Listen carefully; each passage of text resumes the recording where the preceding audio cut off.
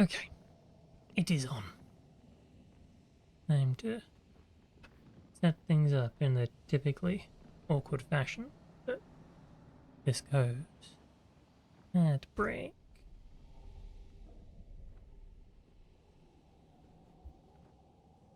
There it goes. Okay. Discord message.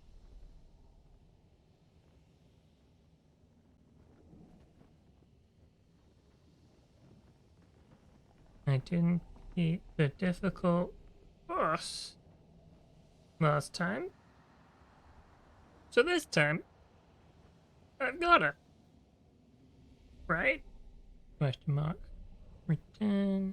Copy link. Paste link. There we go. And just like that, we're underway. Where do I put this? Didn't mean to do that. There. It can go there. What is Twitch trying to tell me?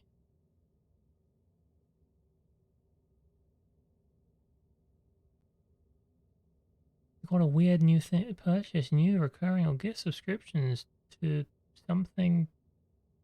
Expedite what? One sub gives you 2 months of Audible Premium. Well, that's weird. You get a badge. What is this? This is weird and new, and I don't like it. I'm just here to play a game, and Amazon's advertising in my chat. And again, that literally I'm on Amazon's website, so it makes sense. Why did they ever buy Twitch anyway? That's a strange one. Never quite understood that. Although, you know, if you have Amazon Prime, you have Twitch Prime. I guess that's one of the good things that came out of Amazon. I don't know. Right. Let's get down to business. So, since last time, what have I done? Almost nothing. But I went just now, before I started streaming, I went into my abilities and I made one key change that I think will help us greatly. Scroll up to go down. I took off shortcut, because what was happening last time was I'd get hit, and then it would change the turn order of all of my people and fundamentally put them in an order that didn't give me a good way to do the damage I wanted to do. Like, they'd all be out of whack, and I couldn't get the combos I wanted. So I just took that off, which means I don't get to immediately play when falling below 30% health, but that's fine, because I have some other stuff that may or may not help. We'll see. Also, I put on Solo Fighter, which I realized I didn't have on, which means that, well, if I'm alone, I'll do more damage. So if I'm alone and I have the right setup, in theory, I can do even more damage with my super duper damage move, which is what we want, really.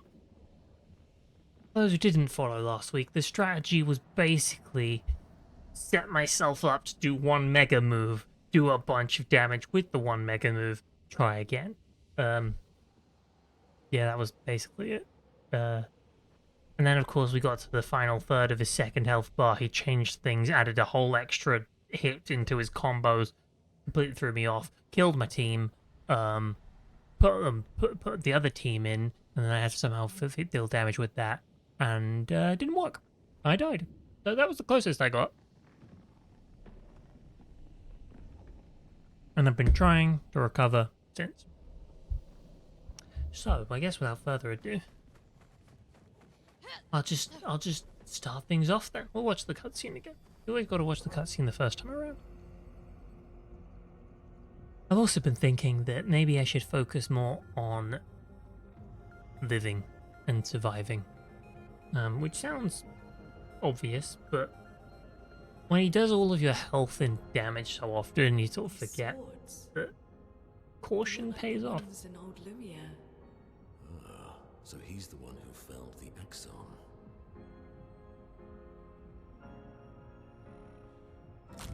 I think earlier in the last stream we did, I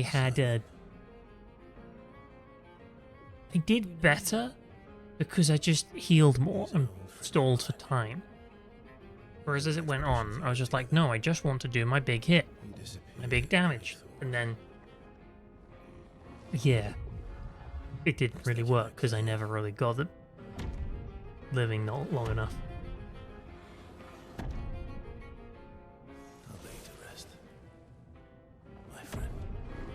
Cue the music. Goodbye, Simon.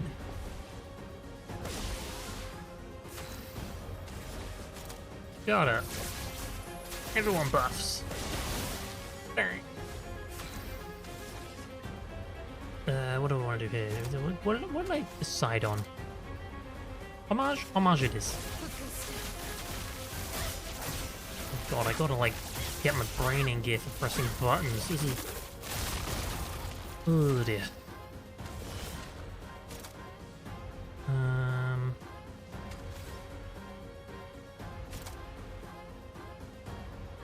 Okay, so I'm looking fine for his turn, then my turn. So what do I do here? I can hit him with Twilight Dawn.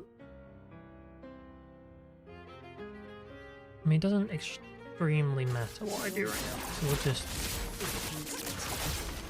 hit him with a big move. And then he's got 10.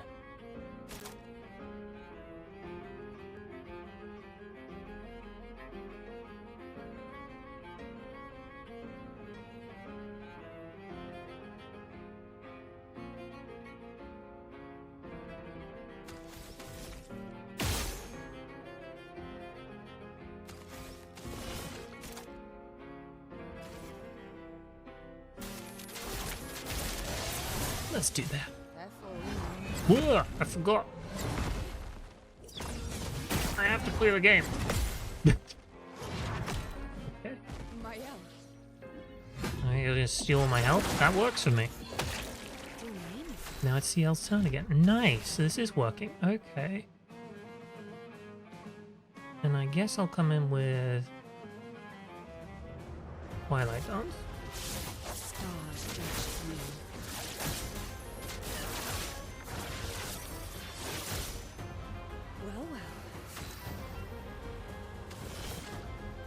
And then what do I want to do? I don't really want to Grim Harvest. Just do the same thing. Propagate my buffs again.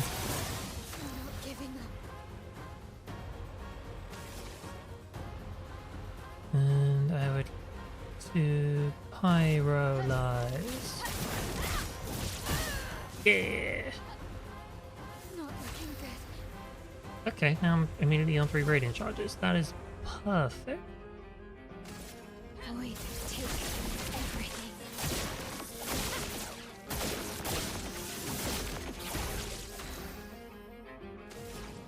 Now it's Lune's turn.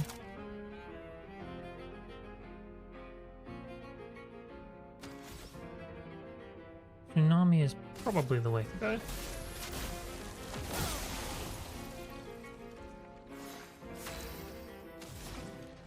And then I can Typhoon, give me healing, or I can do the Elemental Genesis and just hit him a lot.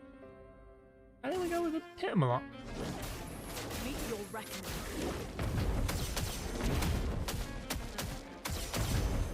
There we go. Lune, watch out.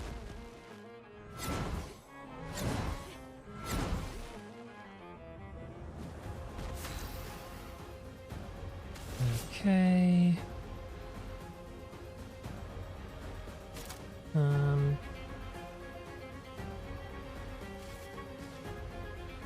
Show me what you can do. My Fortune's Fury, like you do. Then, honestly, do a heal. I can have some health going into the second bit. Then, snap, doodle. Phew. Good. Phase 1 complete. Now for the hard bit. Again.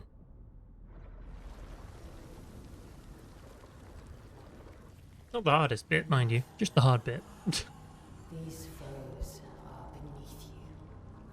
Okay. Who have fought heaven and earth and subdued I giants have a cushion. Cushions are important. to find me, to free me from her grasp. Would you fall now to the likes of them? While your oath remains unfulfilled, rise. There we go. Your Come with me. enemies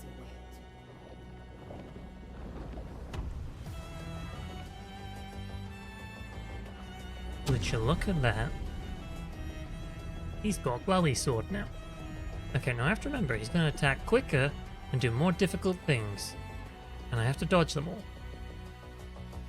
Because it's surprisingly easy to forget that part.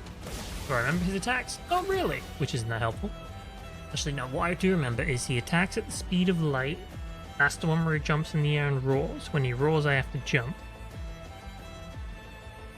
No, when he roars, I have to dodge, not jump. Blech. And then, what was the other one? The other one's the one where it's like he becomes the blade of Lumiere or something. And he does that spin, and I don't dodge on the spin, I dodge following the spin.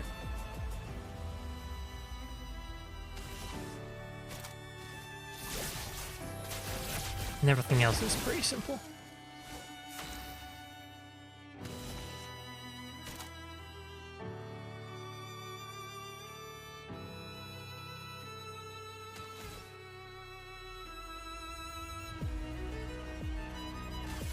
Void, take everything.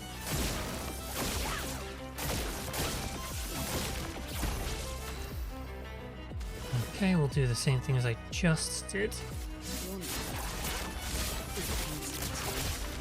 Ready?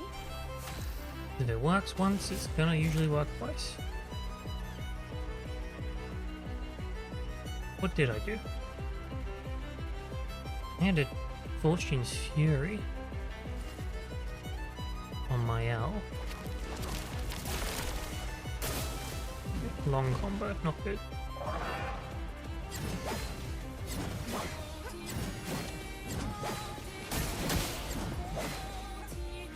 Okay, survived.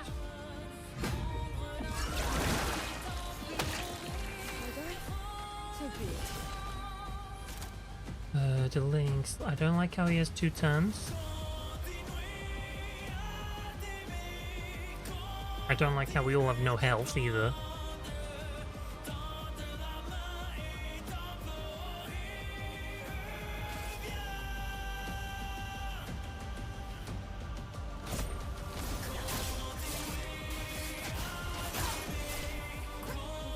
Okay, good. So be it. Now I'm in Twilight mode.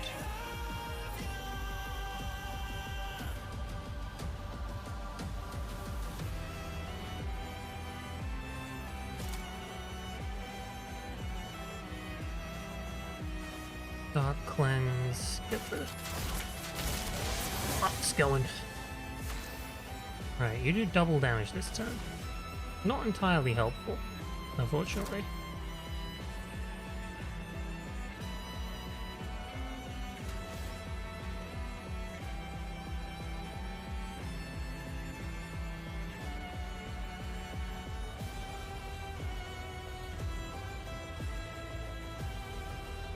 He is already on fire, that's a bonus.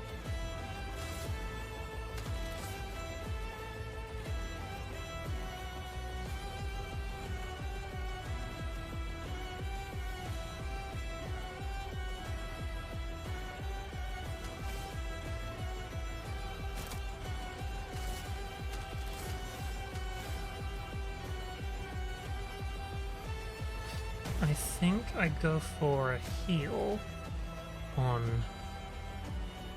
Lune. Then I push myself into extra damage.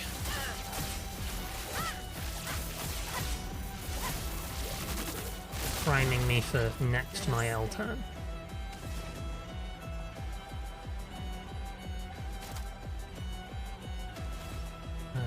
Gonna do a tsunami, Feel the storm. slowing him down even more.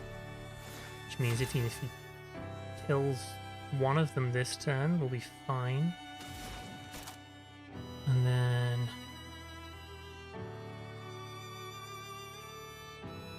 do I want a Genesis or do I want a Stormcaller?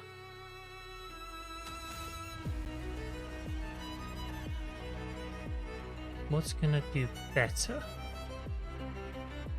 Medium lightning damage on turn end and low lightning damage on damage received. I think the answer is just him with all the elements. And then miss the button prompt. Ready to parry. You steal my shields? This is fine. Ready to parry. Oh no.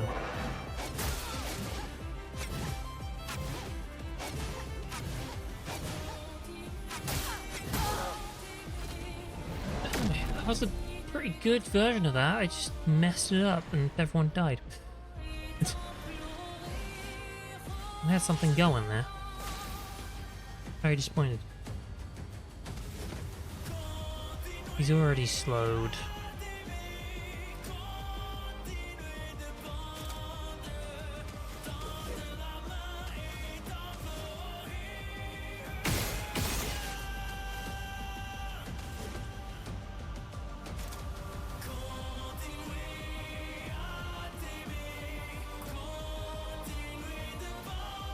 Marks change to Almighty mode.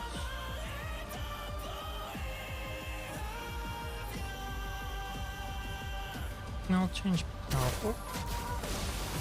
There we go.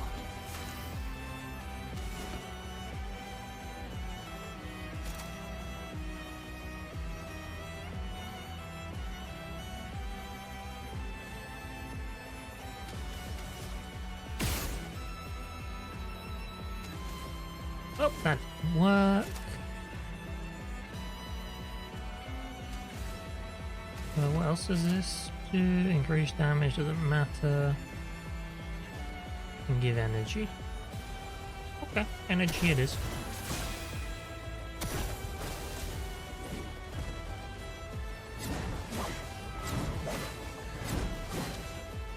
Okay.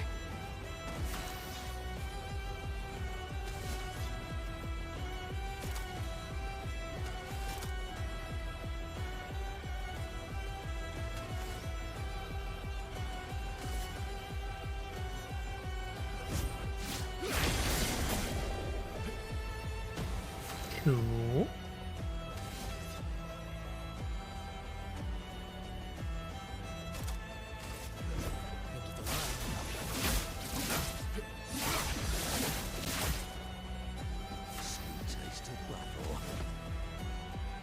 He's already slowed. He is currently defenseless. He is on fire.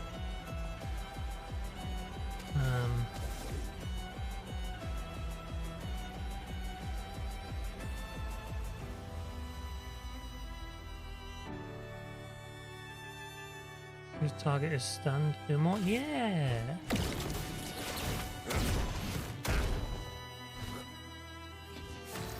Now from Almighty Mask I can do whatever I like!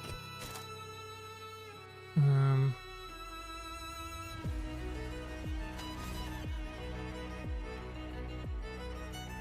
guess a duelist storm would be the idea.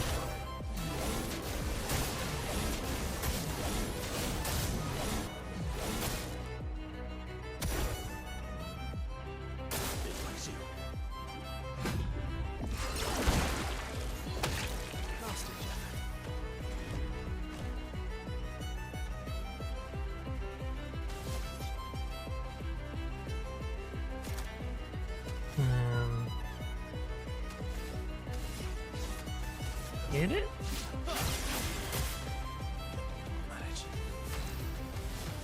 Then he's gonna get 2 goes. I don't like that, but I can't change it.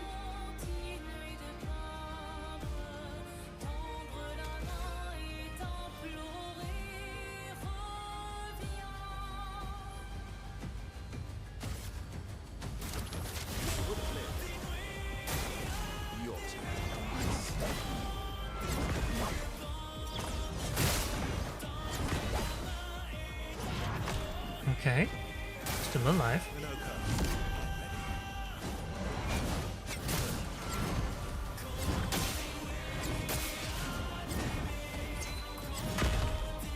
Okay, not dead. Not dead is good.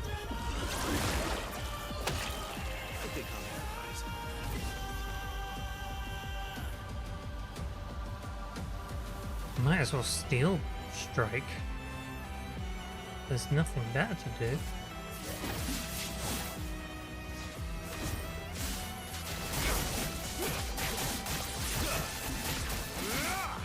I mean, at least this proves my B team can do damage.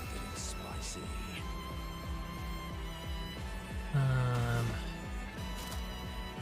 Do.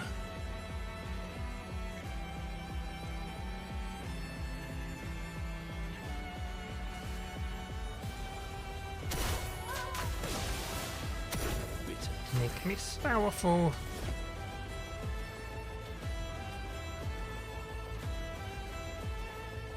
And I could slow him down, which probably isn't the idea.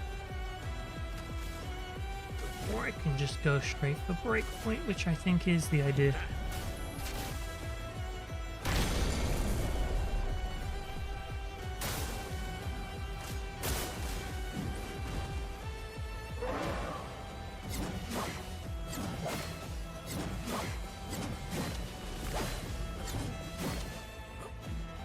I did it!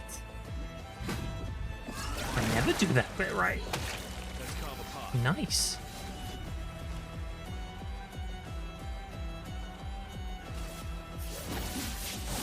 I'll manage.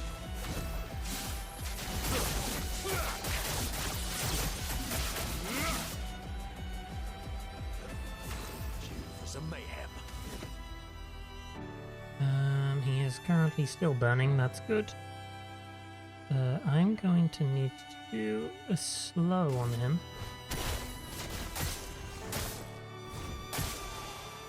There we go. Let's put some separation in the turn order.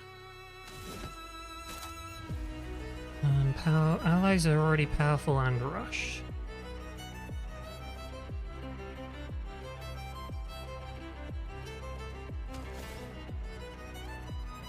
I think I'm gonna just healing one of my team and then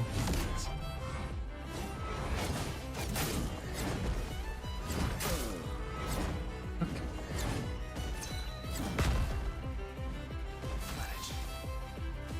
Revive, please. Last ditch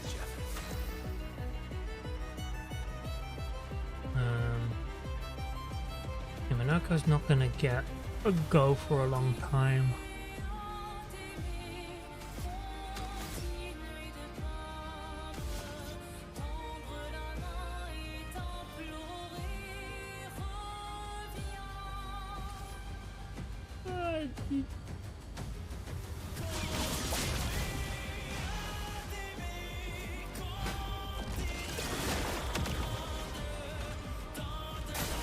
Bring it on.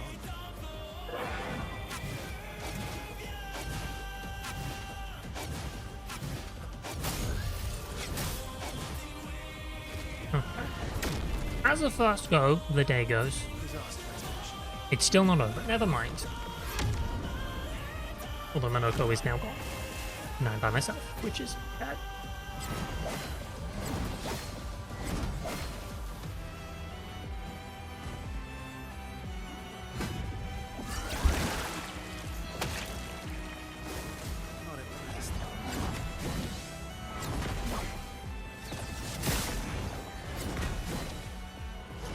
Cool. My turn yet? My turn now. Okay. Cut him down. And we're just gonna keep on going like nothing's wrong.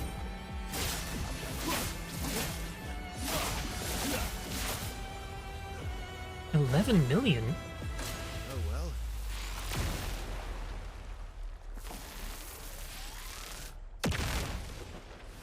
Okay. Well, that did a lot more damage than I expected. I don't know how I did 11 million. Is it because I was on my own? Like everyone else was dead, so the damage went up drastically?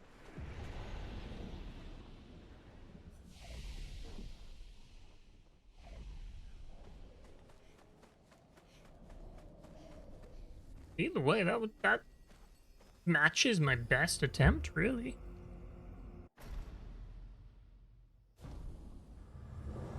Because my best attempt got to that bit, and I had a B team at that time, and they came out, but it didn't really do much damage, so...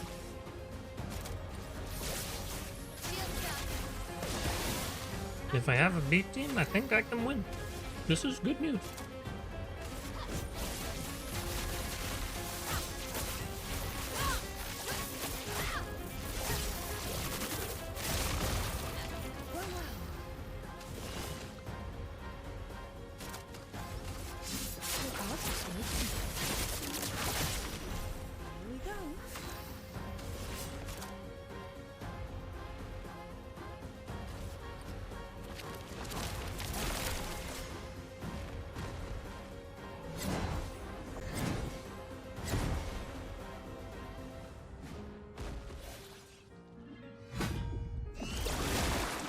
I really liked just deleting my health, specifically of my elf, for some reason.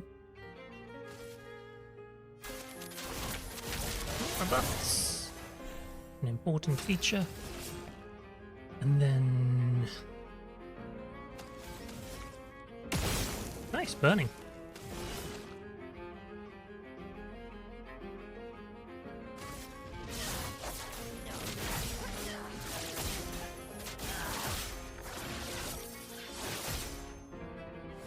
Not looking good.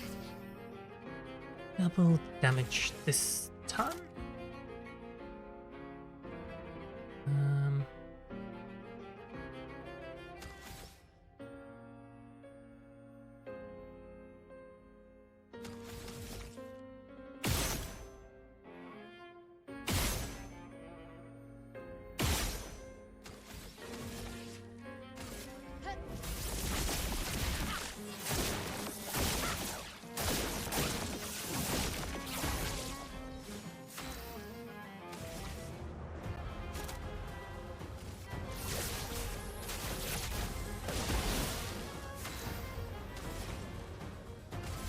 Be slower. Feel the storm.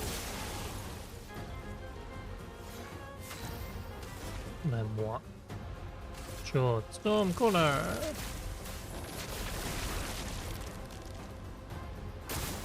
Please,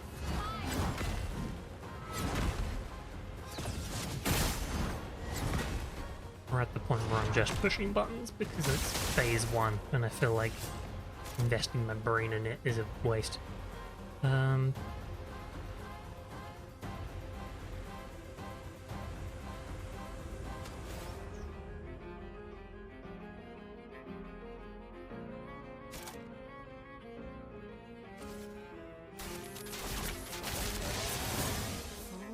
deck.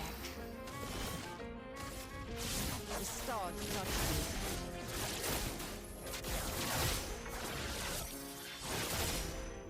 I can do it. I do remarkable amounts of damage without really trying. Do I want to do this? Yes. I think.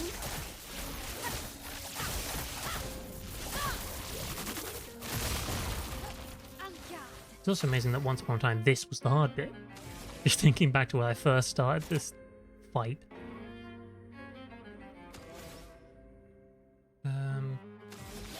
Honestly, don't kill it, darling.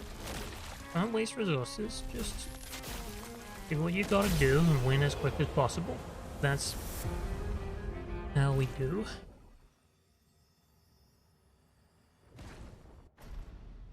Skip.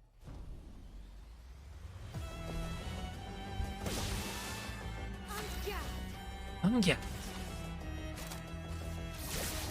Shields up. The logic is simple. Apply buffs. Then apply a virtuous stance.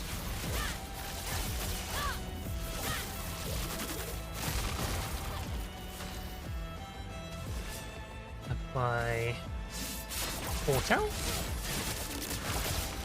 Doing anything.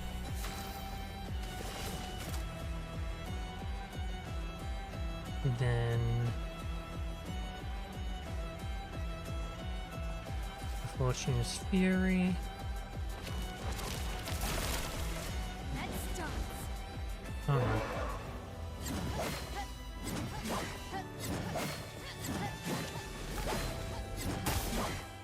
I'm getting there. I'm getting that bit better.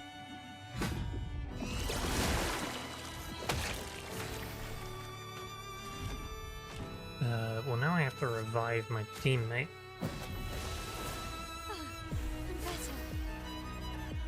Who's now in the wrong stance, quite annoyingly. Although, that guy is breakable.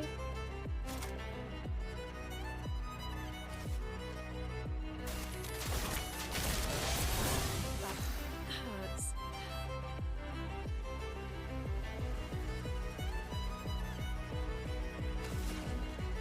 Breakable is good for me.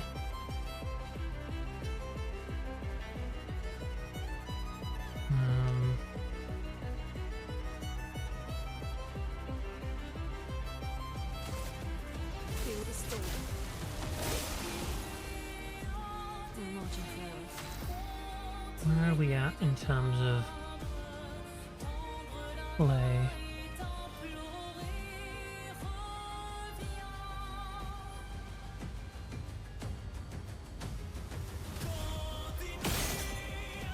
Mark. Okay, on fire is good.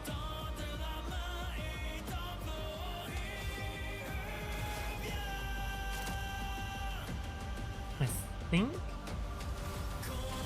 probably best I break it now. Not gonna get much out of it, but what I do get out of it is he doesn't attack me this turn, which is a bonus.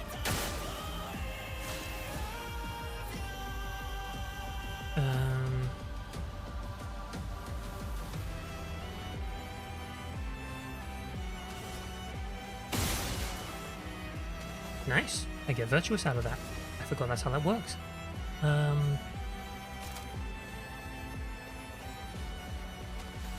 Pyrolyze.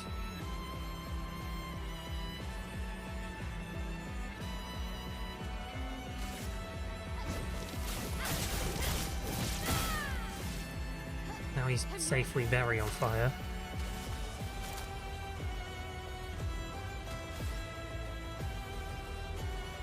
I'm gonna need to be in virtuous stance for next turn.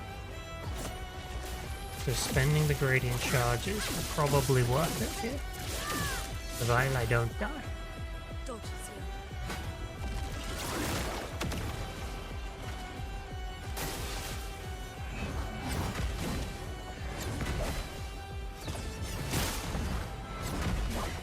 here. Okay. Did not die.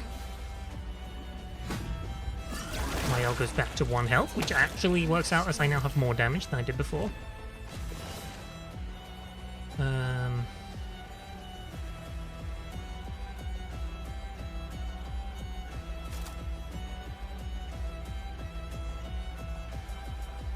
what I need is to Fortune's Fury you.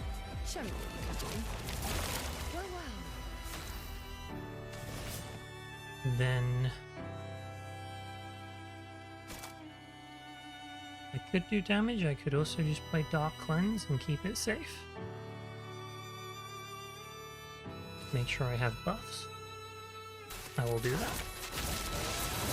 Let's push forward.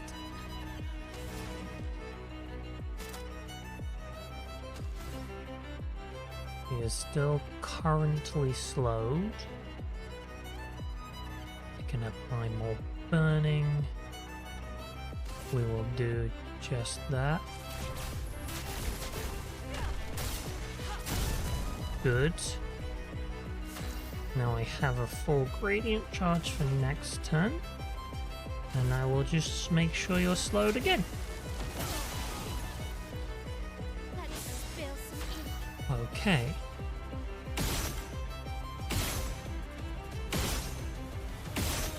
Please be marked.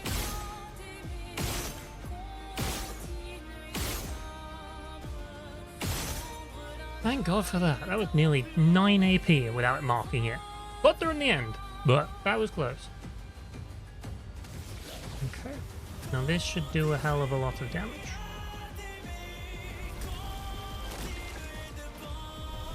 Out of this campus. 18 million! Way better than 12. Okay, he's half gone. And he's nearly broken again.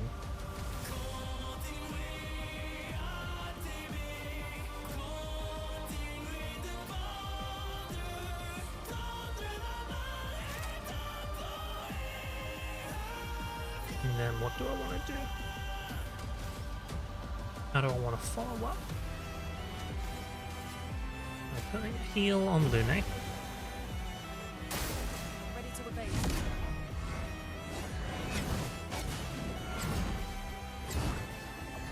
Too early. Okay. Survived. The heal helped.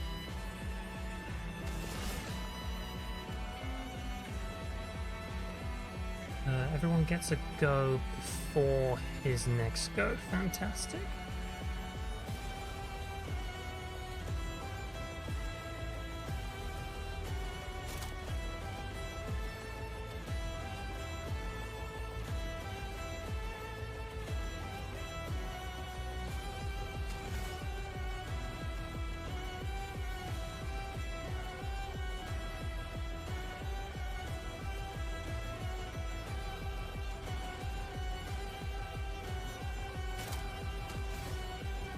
Decisions. Do I want to heal?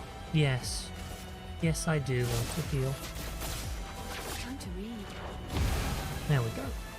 Lune's full again. Miles got a lot. Then Dark Cleanse to keep the buffs going. Second I lose those buffs, things get bad. So we just don't lose them. Again, do a tsunami to keep him slow. The second we lose the slow, things get bad. So don't lose the slow. And then I don't really have anything else to do, so just burn him and then hit him normally.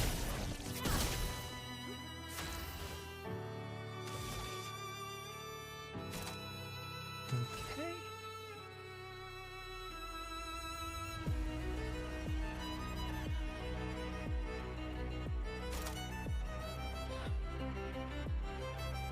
Gustav and then Flurry Fury could be an option. Don't currently have a lot of what's the word? What's the thought even? I just lost my thought entirely. I don't have a lot of gradient charge, so I'm not on the way to doing another big move anytime soon. When's my next turn? After 2 goes though, so I think the play becomes give everyone buffs.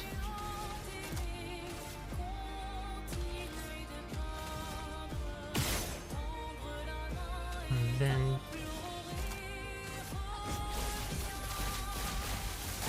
go for Virtuous Stance and hope by the time I get back around to myself, which actually looks pretty likely, provided Dodge is here.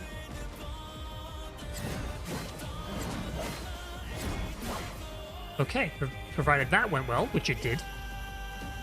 And he's going to steal my health. That's perfect. That's actually what I want to happen. Okay. So now I play Fortune Fury. My L's now going to be doubled next turn.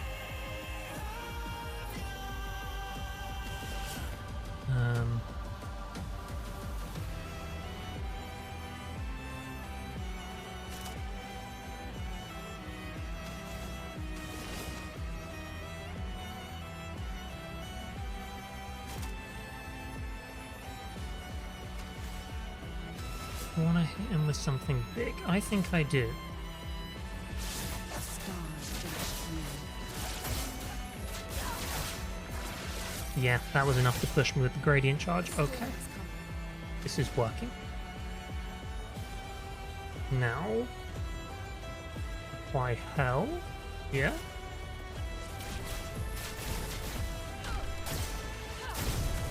I think I'm Chroma is flowing. in a very good spot right now.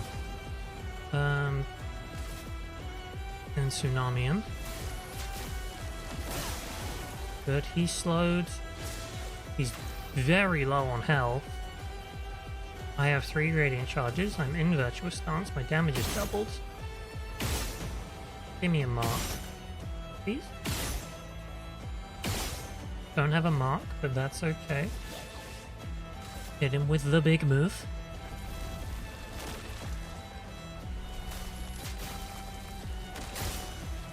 Okay, now he's breakable. I got absolutely nothing to play with though, so guard up it is. He's going to delete my team, and then it's up to Verso and Monoko.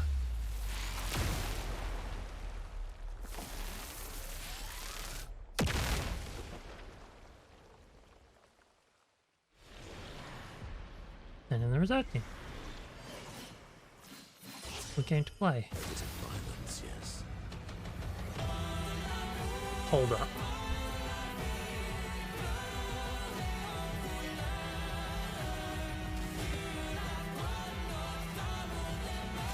I need to work this out. So he's currently breakable. He's going to get 1 turn before Verso's turn. Verso can probably end this guy.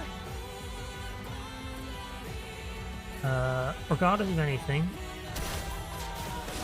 powerful and rush to allies. Okay.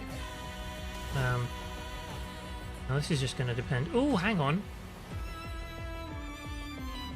No, we're pretty safe here. Because now I can duel a storm. That'll break him. He won't get a go. It'll be Verso's turn. Verso hits him with something good. And we're back to me again. Nice one. Extra burn in there. Okay.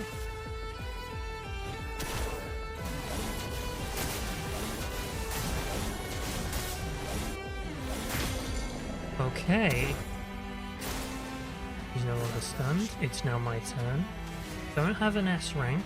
That's less good, but if I Steel Strike right now, I'm in a good spot. Ready to strike.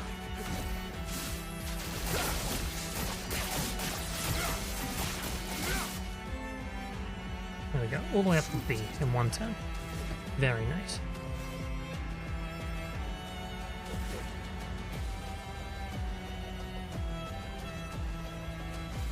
Now, good, that's a burn for the gradient charge.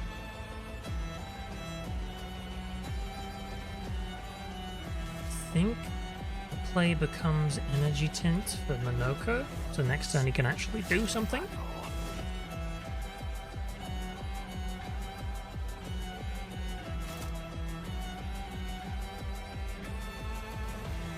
Guy is currently on fire. We're currently powerful.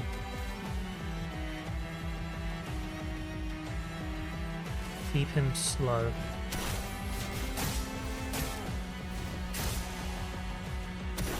Okay, this is where it gets tricky.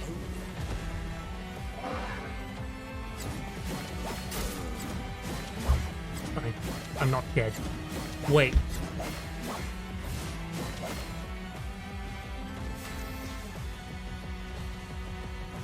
This might be the best thing to happen ever. Hit. I mean, this requires a massive risk to take here. But Endbringer, with that current health situation, I don't see a way he survives.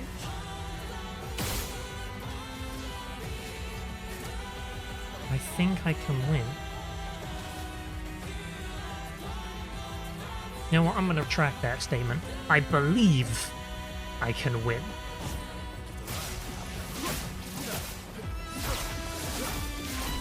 Yes! And I get a trophy, so I know there's no more. Great! Highest damage dealt 18 million. Damage dealt 46. So he must have like 45 million health or something. That's so much. Wow. Time 15 minutes. Successful dodges 13. Damage received 12,000. Not actually a lot of damage received when you look at it, considering a couple of characters have what? 8,000 health? Although I guess when he sort of just consumes that chroma, that's not really the same thing as dealing damage, but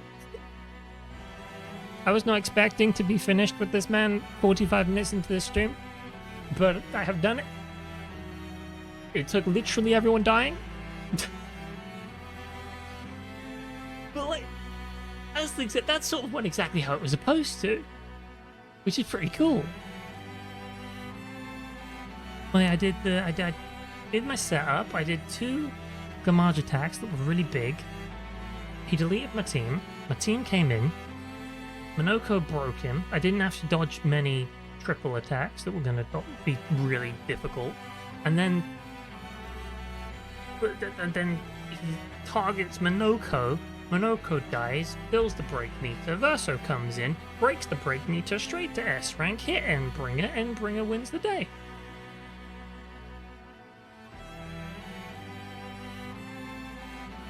I'm so surprised this worked.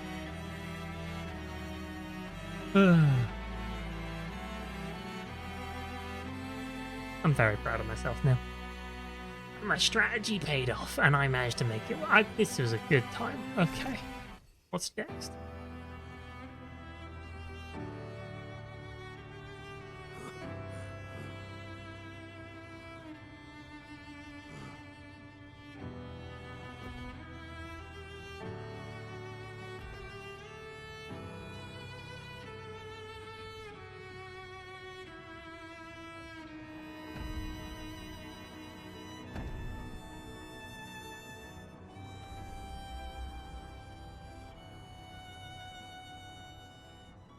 Never once occurred to me that he might give over the sword.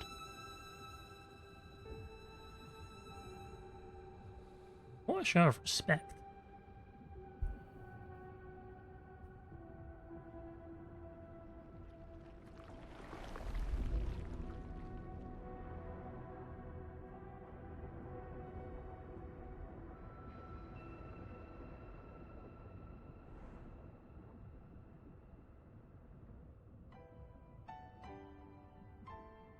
Looked like he said something, but there was no noise. Interesting.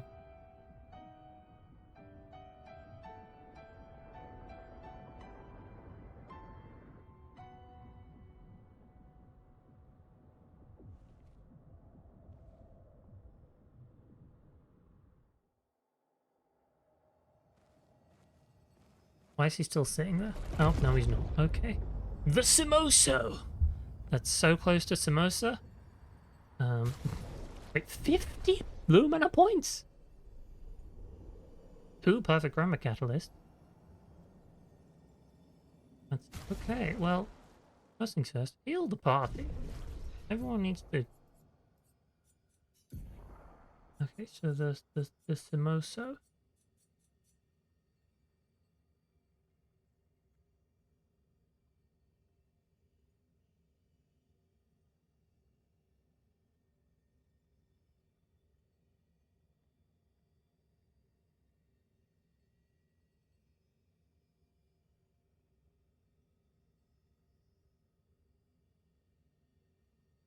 Just gonna delete that spam message that has occurred, because that's kind of wild. Ethereal Sword deals light damage on any damage dealt with skills. 20% chance to apply burning on dealing light damage. Can't die at least rank A. Hang on a minute, what? Put that on now. So, you can just make things burn. With a 20% chance to make things burn anytime you hit them, is what I gather from that. Wow.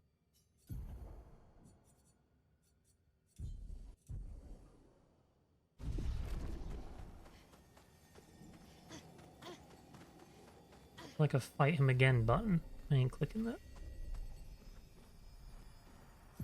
I'm so curious what this says. More and more of my mind is fading away. I must put my words down on paper before I lose myself entirely. My beautiful Clea. What did she do to you? That paintress. She fooled me. She looked so much like you, and I believed her story. She granted me the power to fell the Axons and enter the monolith. I realized too late that she had warped my mind. That she had in fact taken you away. Locked you somewhere I could never reach. And set me on a path to destroy your future. But then I met Aline, who showed me that I could save you.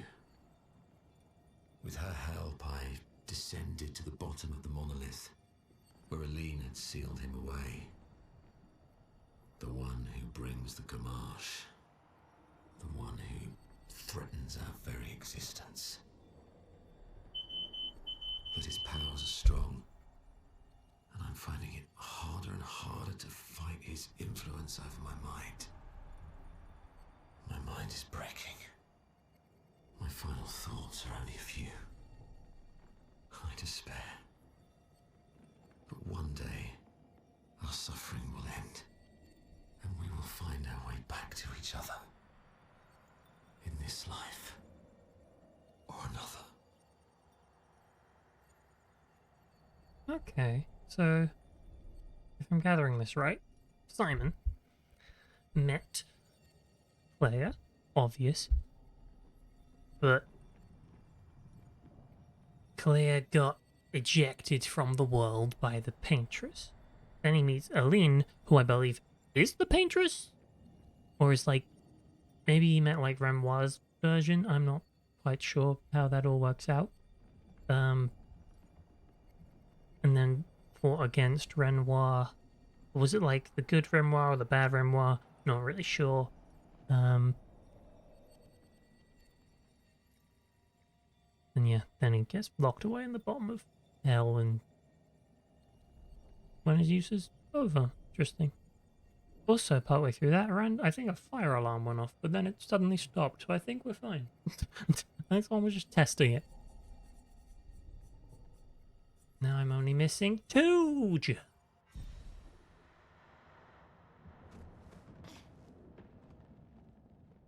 I wish to fight Simon again? No! Hard enough the first time. Very proud I finished it though.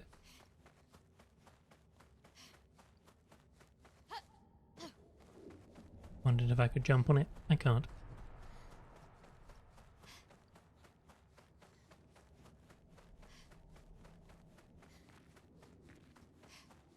Okay, well now I have to fix all my abilities because they're all messed up. Upgrade attributes. Did anyone level up? My L leveled up. Great. Actually, I need to, real quick before I do that, I need to swap my weapon back. So my L's whole thing was shields. And I had to stop doing that because someone was being annoying about it.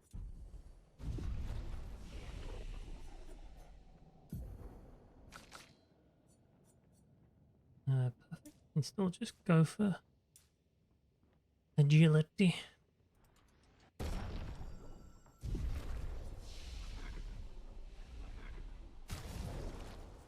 Okay, now I really do just have to spend a bunch of time fixing all my abilities. Because they're all wrong. At death's door. Yeah, that was a lifesaver. I was solo fighter. Rush on powerful, yeah. Quick break, a rewarding mark. Powerful revive, won't need that.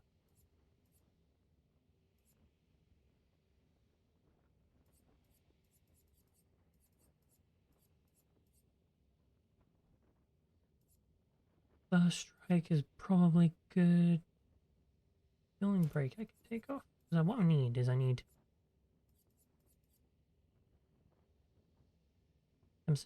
yeah, I want that.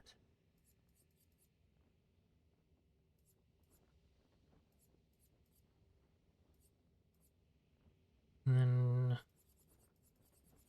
what else can I take off? Now I'm done. Let's probably change the title.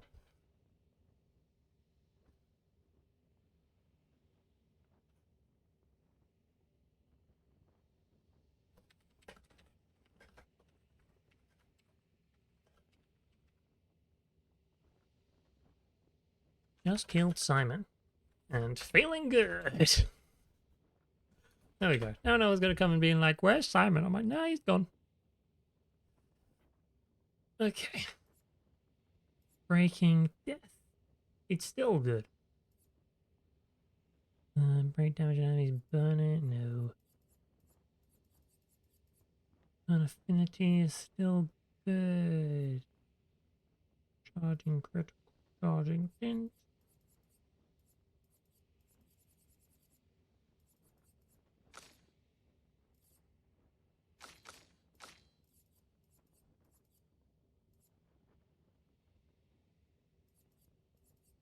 You still have powerful shield on? What was I doing? Also, what does this weapon do again? Gotta remember. Applying shell applies shield, right? Yeah, so like, that works. I think all of this is still fine in terms of stuff. Are there any... I really should have like taken a picture or something before I changed everything.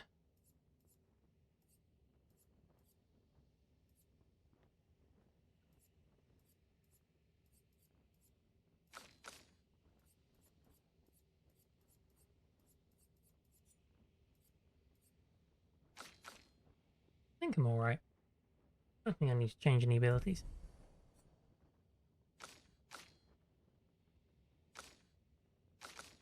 Hold on, you have anti-blight. Wait, you have also a new wardrobe option. What's this? Oh. Fun. And you have... No.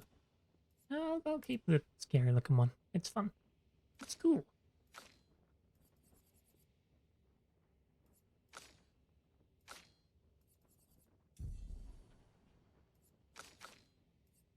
Hold up. So... does light damage by burn. Means I'm probably gonna need to do like double burn and stuff. If Versa is now gonna be a burn guy.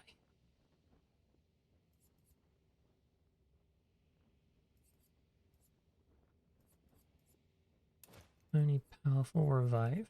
We'll start there. Don't need energizing jump.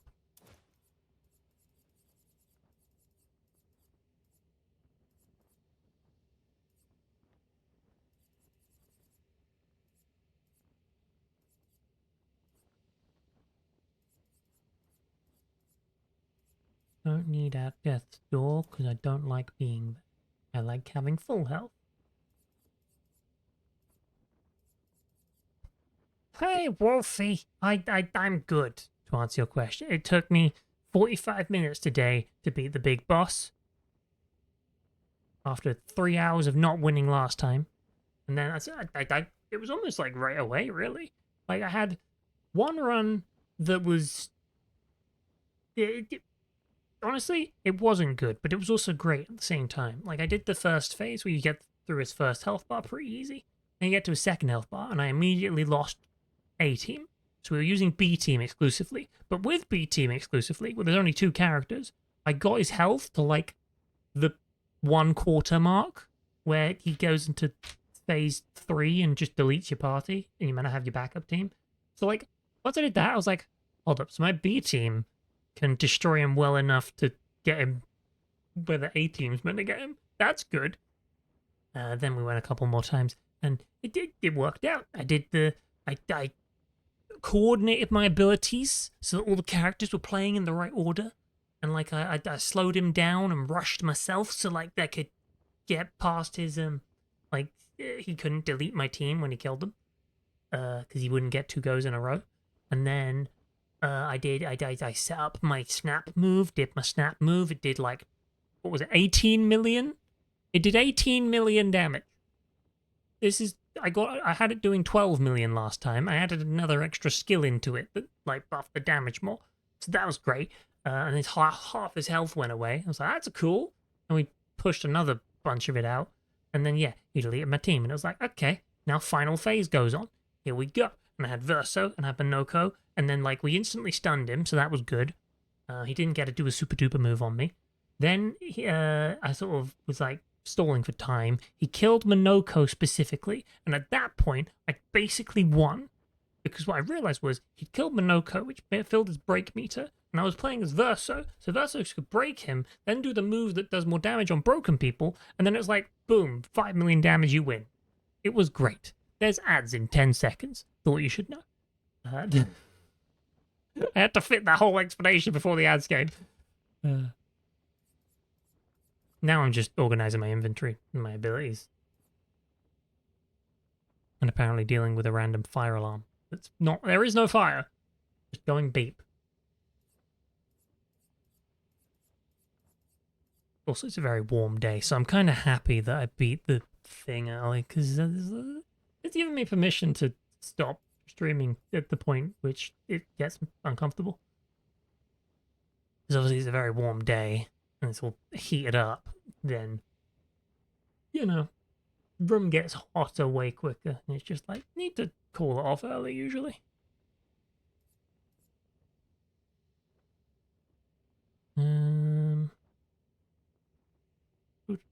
What am I doing? Oh yeah, I was going for burning stuff. Ding! Thank you for subscribing, Wolfie. No ads for you! No ads for you. I may have to refresh or something to make sure that happens, but nonetheless, thank you for subscribing. I realize it's a convenience thing to get rid of the ads because no one likes those, but also, like, you know, I feel like it goes underappreciated, the fact that it's like, here I am playing a game and chatting, like, most normal person thing to do ever, really. And then it's like, also, I'm going to expend some of my hard-earned monies for direction so that the chatting can go unimpeded. Like, I don't know, that's just quite a marvelous thing that happens, seemingly, and I, you know, easy to lose sight of that.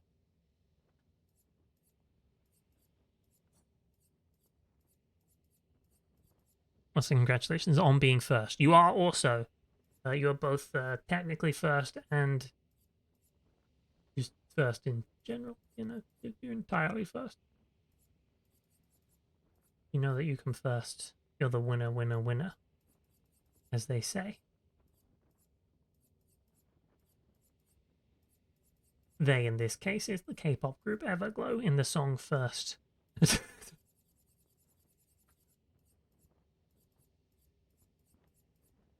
Yeah, I don't know what I'm doing. I mean, get rid of break damage. Don't need that. And then I need 7 more points.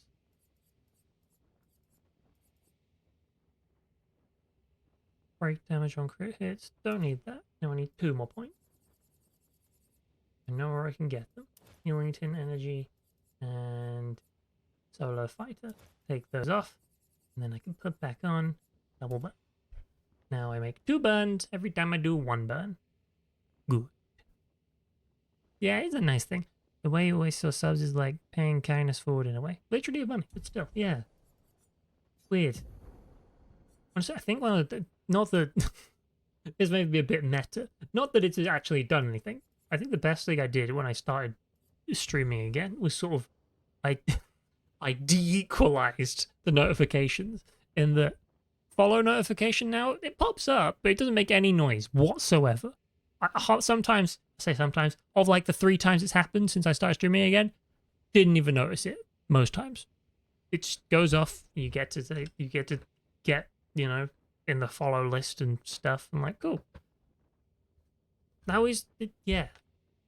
When that was a big thing, I don't know. What am I trying to say? Let's finish my thought before I say words, and then I'll actually get something that makes sense. I think follow alerts when you're a growing, like, smaller streamer, as it is, that's like, you know, you're not mega popular. They get, like, overplayed, and it's like, oh, wow, you're doing me such a favor, you're following my channel. I'm like, well, no, they're doing that for them. It's an entirely selfish endeavor. They like the channel, and they want to see it again. It's like, cool, you don't need to thank people for that. Like, the reward is there in itself. When people spend money, that's when you go, ah, hold on, that's a kindness, right? Like, no one follows anyone out of the kindness of the heart, and if they do, then it doesn't mean anything, because they're not going to watch anyway. It sounds very cynical, but I mean it very positively. I'm not, you know, it's like, yeah, you could. I always find it annoying when I'm browsing Twitch in the rare times that I do that, and I'm like, I'm watching a channel, and I'm just sitting there not chatting whatsoever. But I know that if I click the follow button, people will try and talk to me. I'm like, I don't want to. I'm enjoying being here for no reason. I might want to come back, but I don't want to talk right now. So the silent follow alerts, I think, are good. And having a non-intrusive, like, sub alert that's just like, hey, by the way, someone did a nice thing. I'm like, I like that too.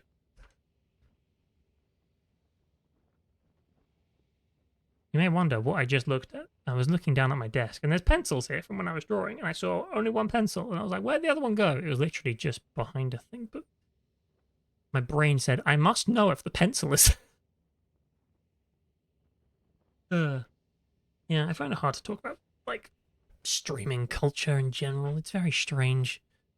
Like, the idea that, like, you have to host someone at the end of the stream to pass along the viewers. I'm like, what is this, human trafficking? Hyperbole. But, you know, it's like, no, it's like, we had fun, we can end, and that can be it. Like, we don't have to be like, and someone else must take up the mantle. Like, no. People are going to do what they want to do. They want to watch something else, they'll find something else to watch. I'll just be here. I'm sure it started off as just like trying to do other people a favor. Like, oh, I like this person, you might like them too. But then it sort of became a chore. I'm like, no, we don't need that. It's fine.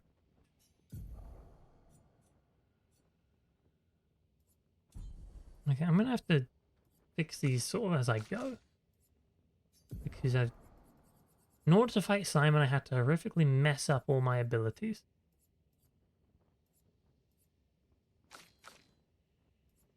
And now, if I want to unmess them up, it's going to be a lot of effort.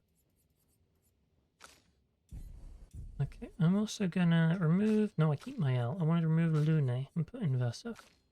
Put in my go-to squad of ultimate damage dealers, actually. Take out CL and put in Minoko. We'll do the Verso Mael Minoko. Reason Verso is in there now is because I got a new weapon. You didn't see this, Wolfie, because you just missed it, obviously. You weren't there. I got a samosa, which I want to call a samosa, but it's not. It's a Simon's weapon. It's glowy and sharp and cool. And it says, can't die if at least rank A, and I think that's pretty neat. Ethereal Sword deals light damage on any damage dealt.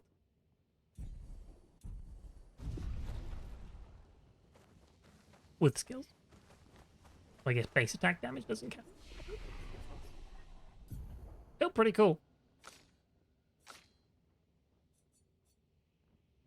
My defenseless to all enemies for 3 turns. Sure. There's only one skill I don't have.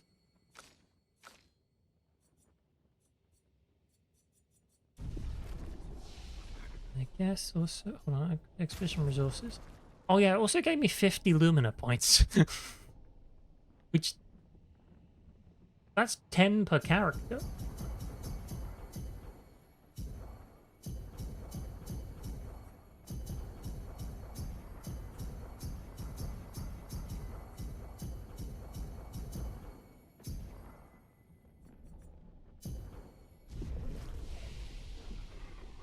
So I guess I can do even more abilities now. So that's right. I'm not going to do it right now. I'm going to go back to the continent.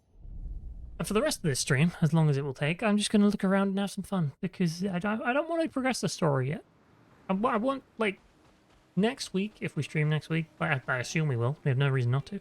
That will probably be the time where I'm like, okay, we're going to wrap up the story, go to the place and do the thing. I want to sort of have one last nice run around, explore, see if I can't find some collectibles. You know, just chill after doing a big fight, basically.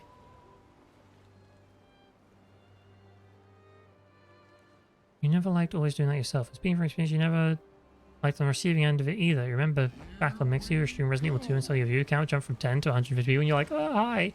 I had that situation once. It was much nicer, though, to be fair.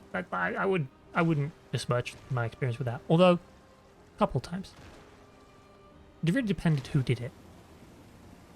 That was from someone you knew. Yeah.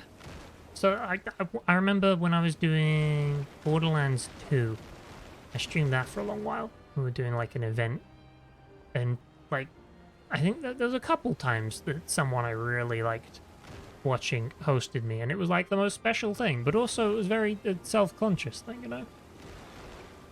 Remind me if I finish this thought. I had another thought about hosting, but yeah, because what happens is you get hosted with like 100 viewers, whoa, or even like 30. You're like, whoa, so many people. Then what you'll immediately discover is half to 3/4 of those people are just not interested in you, which is, you know, humbling experience, but also like not something to take personally. They're just done with their stream. You know, they were watching a thing. It's now over. They're gonna leave. But like, it's real hard to mentally factor that in when you just see the number drop. Like, oh, I guess, yeah, and like most of the people that stay are just AFK, so like they're not even there to talk. You're not meeting a lot of new people when that happens. And that's a bit weird, because you expect that to be the case. Nonetheless, it's very nice that people would host. And like, you know, bring some attention. I still think it is mostly a kindness, but it's a kindness that has some caveats. And my other thought, which I didn't forget to have, was that sometimes people you don't know will host you, and that was a terrible time. I remember on Mixer one time, I was streaming Black Ops 4 Zombies, and someone hosted me, and they were clearly had a lot of viewers, and they just got really annoying. I'm like, I don't like that I'm supposed to be nice to you, because you're not very nice to me. I had my face cam, and it was about where it is now, to be honest. And what that meant was on Black Ops 4 Zombies, it was covering like the round number or something. And we weren't playing to high rounds. The round number didn't matter. They're like, yo, can you mute your face cam? I'm like, I like it where it is. And they're like, what do you mean you like it where it is? And they got really agitated that I just didn't accept what they were telling me. I was like, no, it's fine. If you don't like it, you can go. And they're like, what? They're like, you're so ungrateful. I'm like, no, I'm just doing things my way in my place. Leave me alone. And that's why hosting is a double-edged sword, as it were. It's all pointy. A double-edged sword.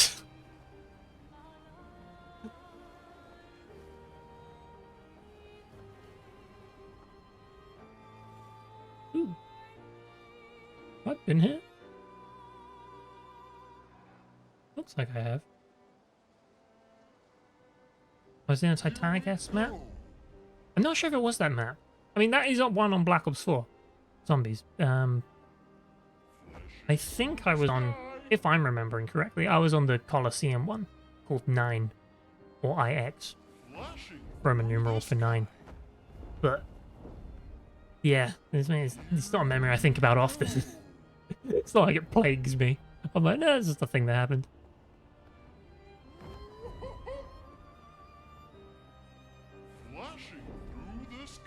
Did make me much more cautious about people online, though, just in general. I'm like, maybe you're mean.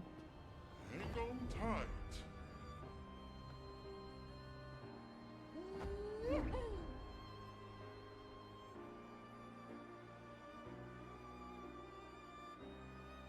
Hang on tight. The other thing that I found annoying about hosting, like having to, feeling like I needed to host other people at the end of my stream, was I never really knew who was gonna be, like, good.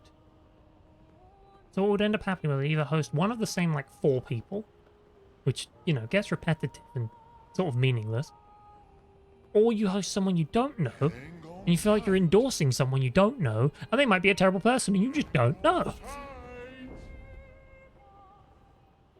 Flashing through the sky.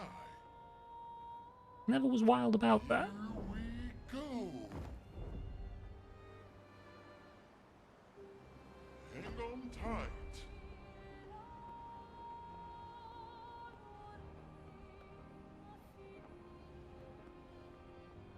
That's what's true. You didn't think about that. Because obviously, if you're streaming on a regular basis and you're ending around the same time, Through the sky. if you like the people who you follow, unless you're constantly looking for new people to watch, which honestly I don't watch much Twitch anyway, so like I wasn't.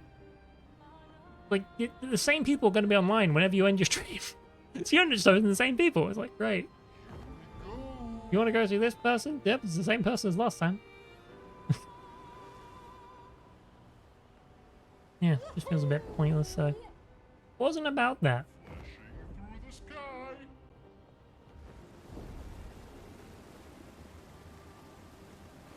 I've been here. Is this the... Yeah, that's the one where the giant face tries to squash you. Hang on tight. What's this? Lost Woods. Have I been to the Lost Woods? Or the Yellow Harvest?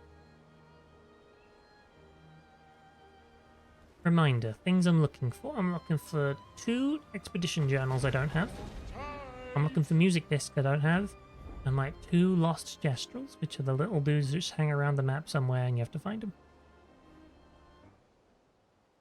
So, we're gonna look around and explore places as I see fit. And then, like I say, next, if I don't find all the little extra collectibles, I'll probably just go do it off stream, because it's no fun watching me stumble around for hours and hours on end, not finding anything. And then next week we can actually go finish the game and find out what the end of it is. I beat all the secret stuff now, as far as I'm aware, so...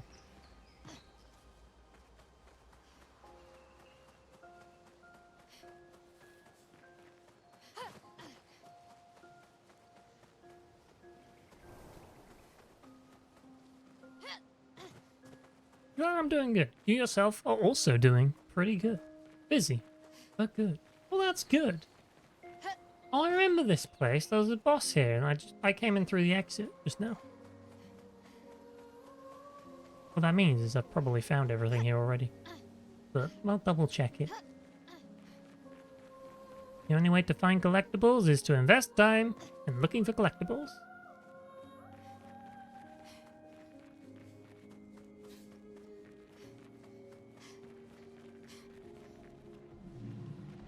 You been up to anything fun this week, Wolfie? That isn't seeing Spider-Man for like the 7th time?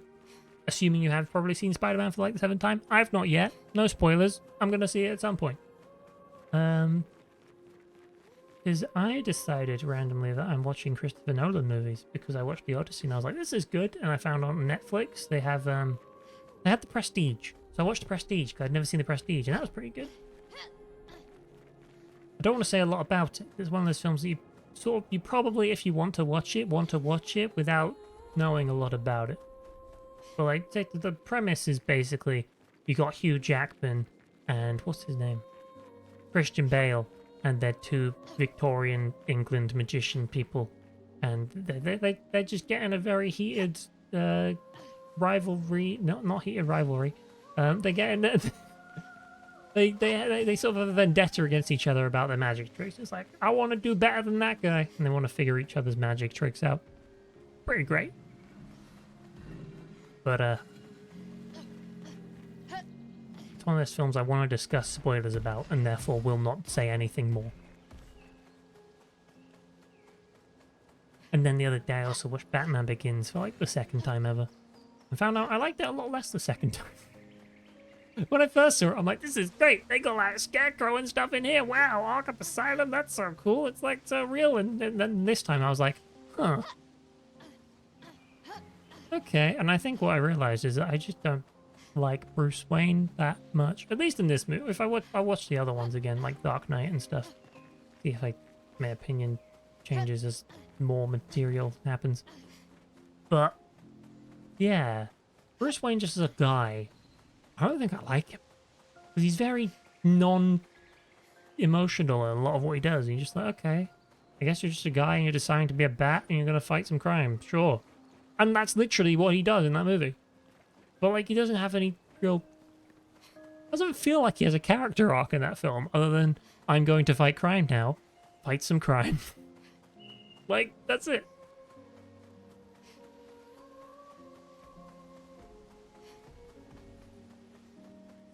I like The Dark Knight. From what I remember, which isn't a lot, is the one where it sort of all comes together and becomes, like, a much better franchise than Batman Begins sets it off to be. So hopefully I'll enjoy that one. The bit I remember from The Dark Knight is literally the beginning, where they're like doing the heist, and the bus driver. Lovely. One death, deal damage to enemies. Cool, new ability. But I can quote so much of the beginning of the Dark Knight because there was a guy who remade it in Little Big Planet 2. That's where I watched it so many times. Just the intro. Like, here comes the silent alarm. And there it goes. The Joker told you to kill me, huh? Oh, no. I kill a bus driver. Bus driver? What? Boom. Bus comes through the wall. Cinema.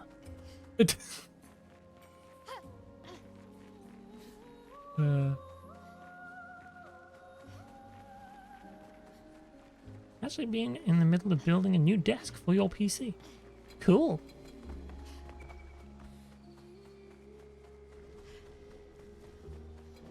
You're going to see Spider-Man, but Monday was mentally upsetting.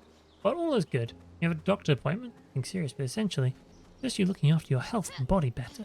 You met a new friend. She's pretty great too. Hoping that it might... I see.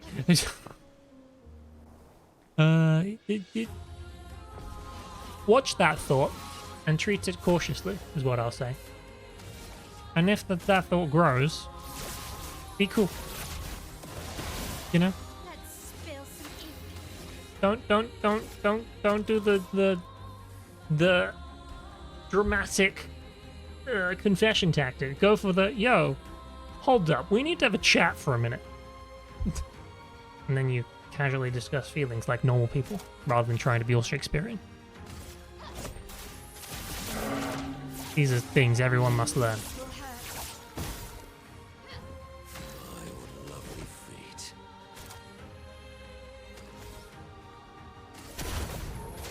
I don't know why I'm...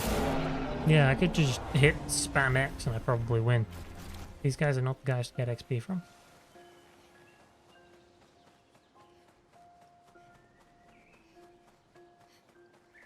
I don't think there's anything in here. Not that I have any evidence of that, but it's just all vibe. I'm like, I don't know if there'd be anything in the random yellow spot that I found. Like, especially not enough something I've missed. Because I'm pretty thorough when I explore the area the first time.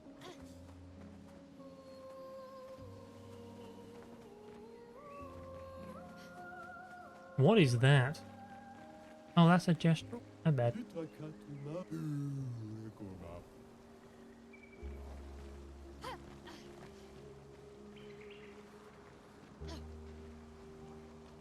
Can I cross the water? No.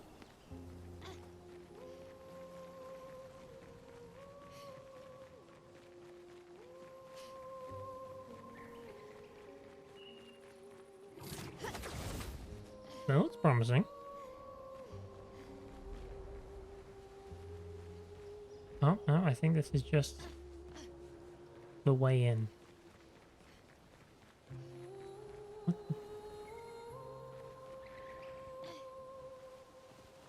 Yeah, this is the entrance. Okay. I'm not going to write that area off entirely. I just really didn't feel like exploring it, I think. Like, the rate I ran through that place, I felt like I wanted to get out.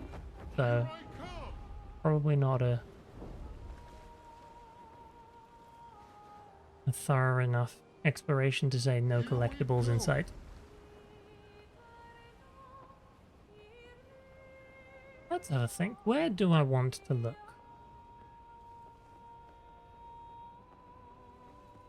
I know I've explored a lot of the early stuff through multiple times. And then, of course, the lost gestrels I have to find, they seem to only be on the overworld. Which means I have to fly around and look at tiny bits of land and be like, hold on, is this a dude or is that a trader? I've been to the Stonewave Cliffs. I remember exploring that twice. Through the sky.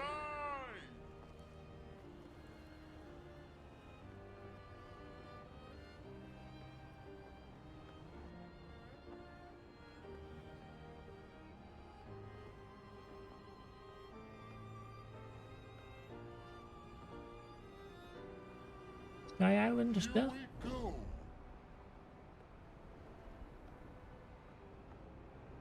That's the bonus area with Oskio. Did that. And that was DLC anyway, I believe, so there was probably not any chance of finding any collectibles in there. Hang on tight. Well, is it DLC if it was added in an update? Technically it's downloadable content, but you don't pay for it, so...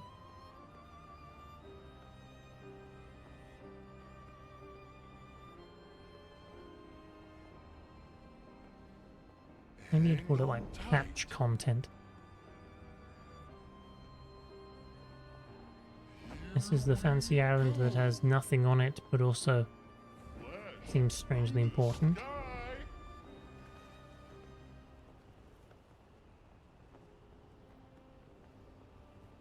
Any lost Gestrels on this shoreline? No. On tight. Here we go. What about up here? What is this place? Sky Island. What a name! Don't know if I've been here or not. Oh no, I've definitely been here. I remember this place completely. It's not very big. There's not a lot of places to hide stuff. I'm pretty sure I can say that place is explored. Whee! Ooh, doo, doo.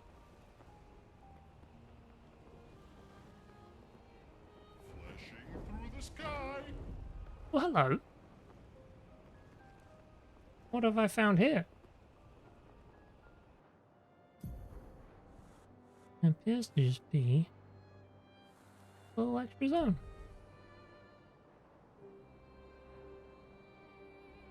Unfortunately, from the looks of it, Perfect.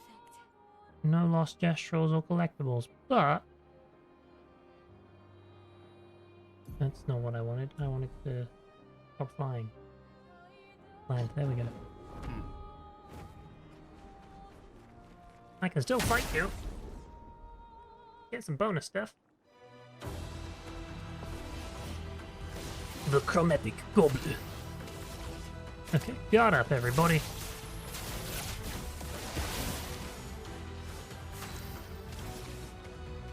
Pyrolyze. Witness the flame.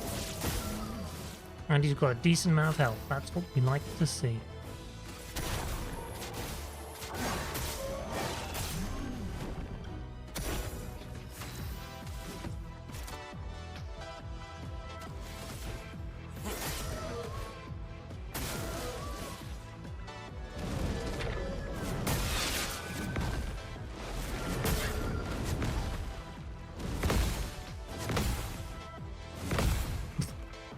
Blades sharp.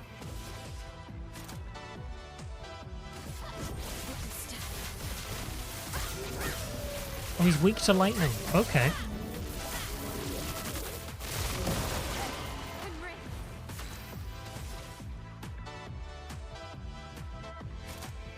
Well. I don't have lightning, but I do have fire.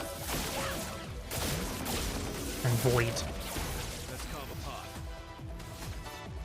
I would like to hit you with the steeled strike.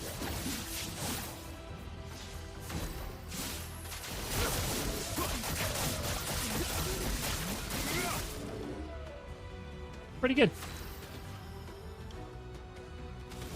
Skill. Duelist Storm. You shall be broken.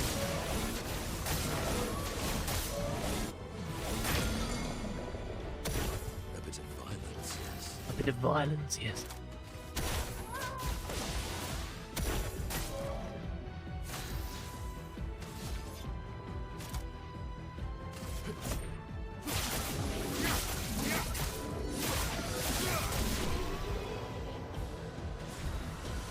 The Goblerson, level 30. And I learned Illumina. Oh, I learned Second Chance. Well, okay. Forgot I had Luminas I hadn't learned on.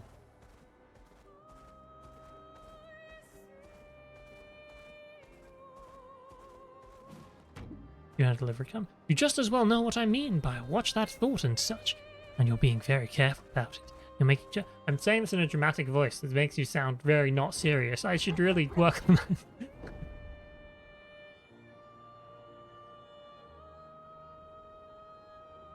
Hang on tight.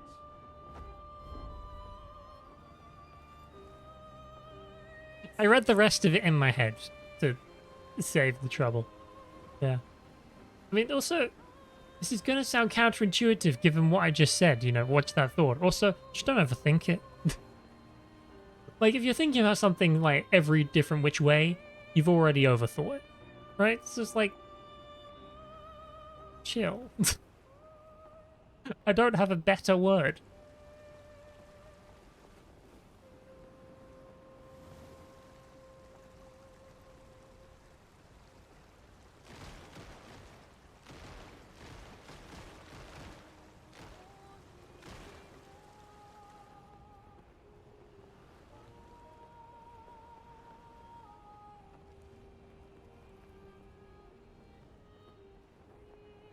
I think it ends up being stressful. It also is more likely to make you incorrect.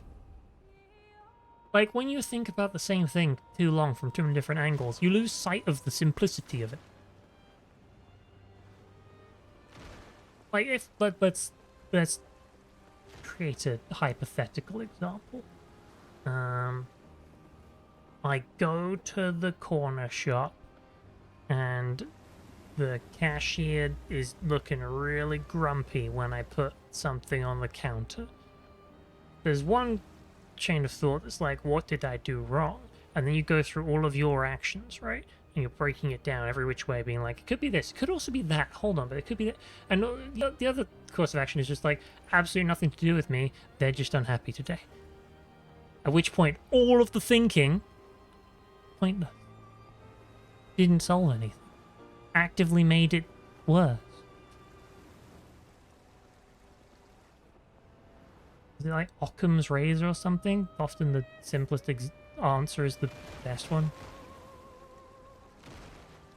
Either that or Occam's razor is the other thing. What's the other thing?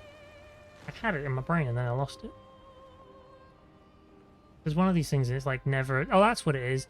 Never assign something to malice that could just be ignorance, right?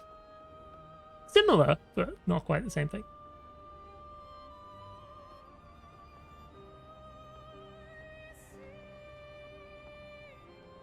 Like, if you're like, that person's really mean. It's like, maybe they just don't understand. Then again, also sometimes they are just mean. And you can be like, no, I don't like you, and I will stop being amiable.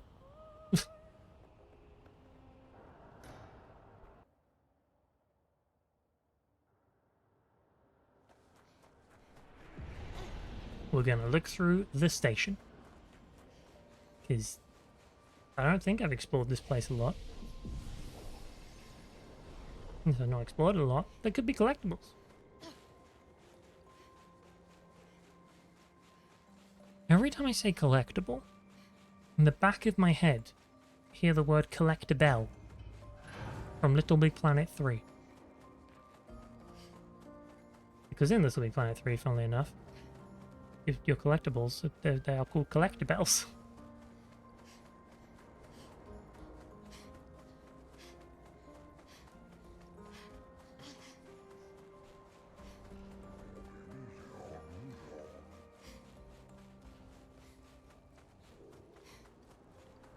Hola. What you got? Energizing Death. Owned level 8. I mean, I could upgrade. We can get Greater Rush. Ooh! I should have had Greater Rush ages ago. Burning Shot from level 1 to level 21. Might as well. I can buy the Coldum!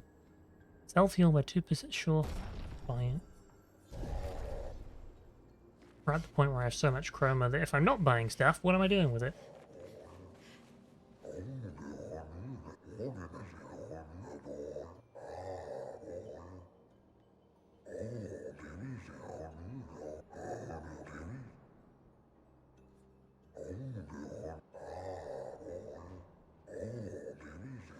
I'm sort of speed talking to the NPCs, because there's a possibility that some of them, if I talk to them, will give me stuff, or like they'll lead me to a journal. In the back of my head, that's going off, but also I've probably spoken to most of them before, and I don't really want to spend a bunch of time reading out the dialogue again. That guy gave me a bunch of outfits before. I remember him.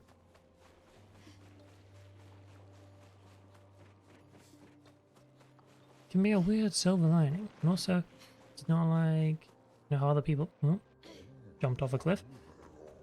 Other people feel anyway. Yeah. It's like, you can never truly know what goes on inside anyone else's head. You can never also really truly know that anything goes on inside anyone else's head. But that gets very philosophical, sciencey, weird. I don't need to go there right now. Okay, I could be satisfied there's nothing in the train station.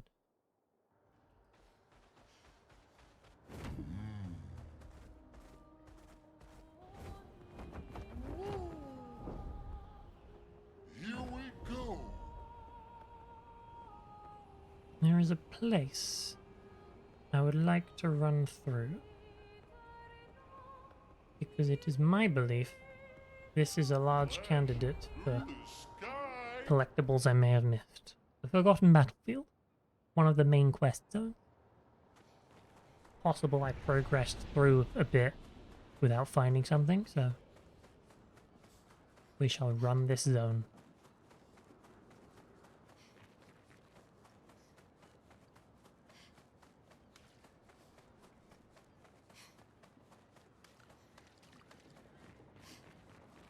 Yeah, really, the most you can do to understand someone else's thoughts is, well, one, ask a question. Literally be like, what are you thinking right now? It's a surprisingly helpful tool. But then the other stuff would be just literally explain yourself clearly. Like, develop your own communication skills and massive level up. People can understand what you're saying. They're not misunderstanding it, which is usually how most people have arguments. And then like, why are we even arguing? We're not even talking about the same thing. Congrats on beating Simon. Thanks, Bill! It took me, what, 3 hours last time, plus 45 minutes this time. It was really cool. I even did the phase 3 thing that we were talking about, where it's like he deletes your team. I had to deal with that, and I still won. It was great. I didn't, like, blitz past it.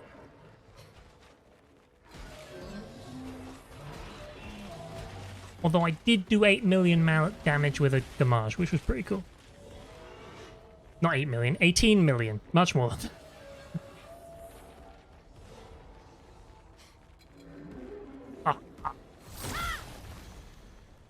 Thing to break. Excuse me while I kill this guy.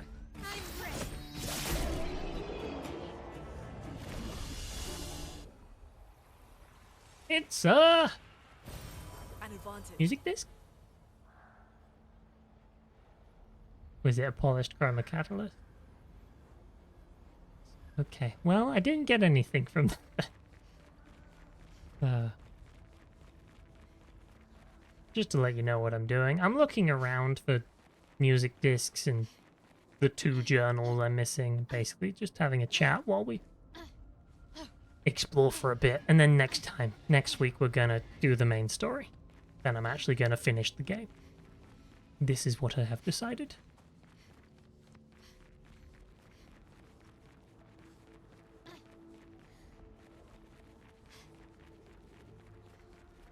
Gonna go build your desk?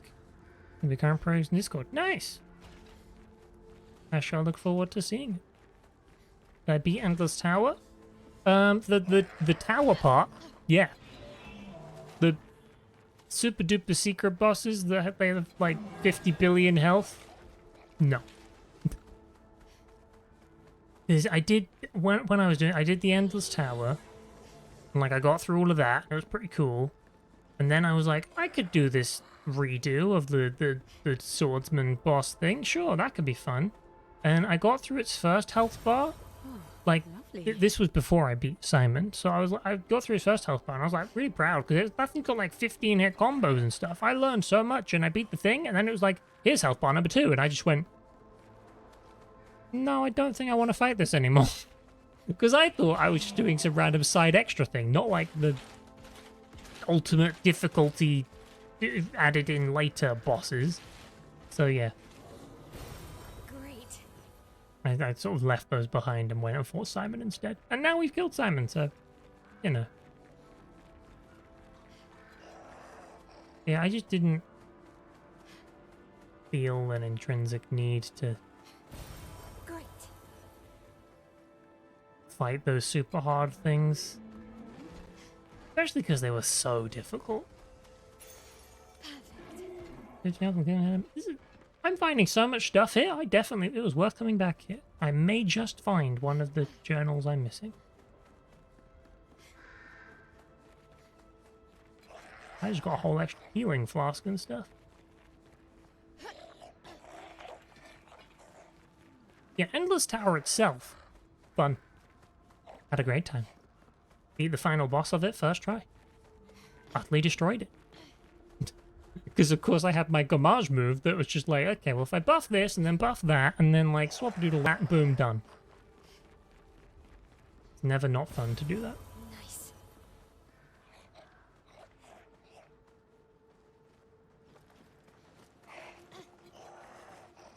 So I know all 4 DLC bosses. I know 3 of them.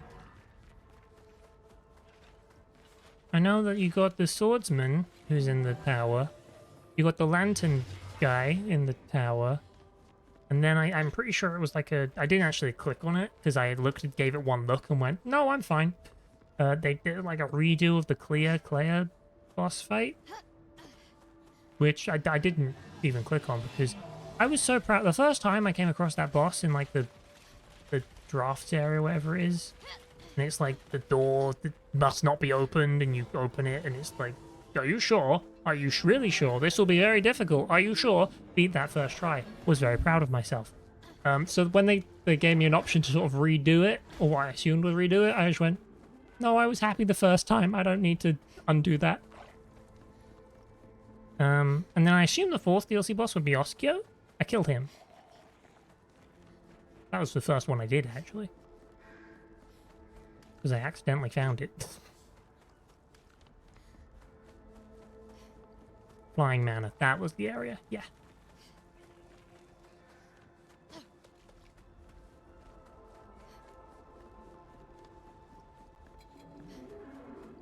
Fourth DLC boss is where Cream is. I don't know who that is.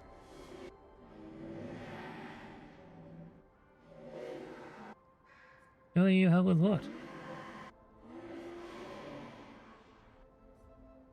I'm assuming this is supposed to be clear. Not quite sure. It's unclear.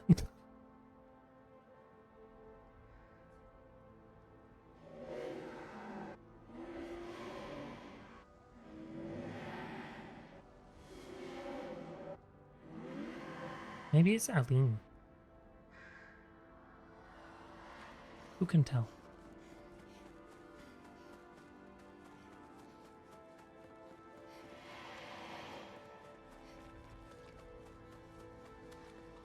Oh, there is already done with the story.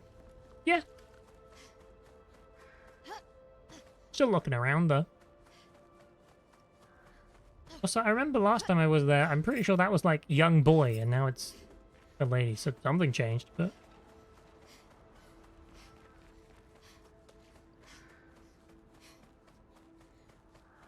For me, part of looking for collectibles is just casually running around looking at stuff. It's not really...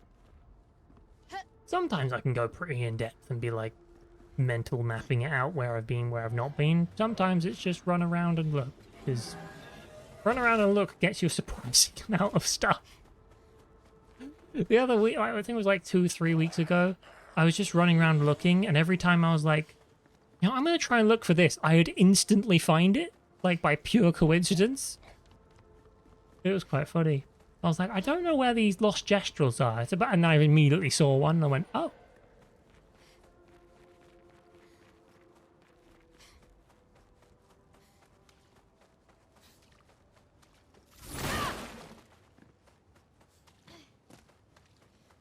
Really want me to try the 4th DLC boss? I mean, I don't... The other thing is, I've not, like, looked up any of this game, which I think is to my benefit. Like, when I started my playthrough, I didn't know what I was playing. In the sense that, like, I'd probably seen a trailer at some point. I didn't remember any. I just remembered that this is a game everyone says is very good. It won a bunch of awards, and I was like, I want to play that then. And I just didn't know what sort of game I was playing. I booted it up, and I'm like, I had no expectations. I just heard the plot's good. And then, you know how that opening goes? Thoroughly surprised at every turn. And then you beat Act 1, and it's like, oh my god, the game just keeps changing. Then you beat Act 2, and you're like, baffled. Absolutely baffled.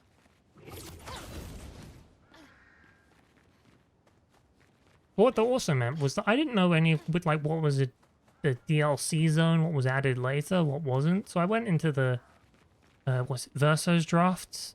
Went into there, did a bunch of stuff, just had a fun time. Didn't even know it was that optional. Until someone told me after the fact. I went, oh.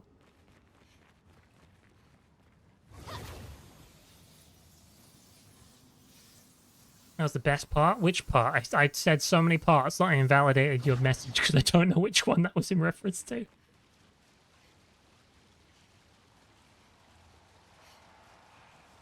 Yeah, this game without knowing anything about it is mind-boggling.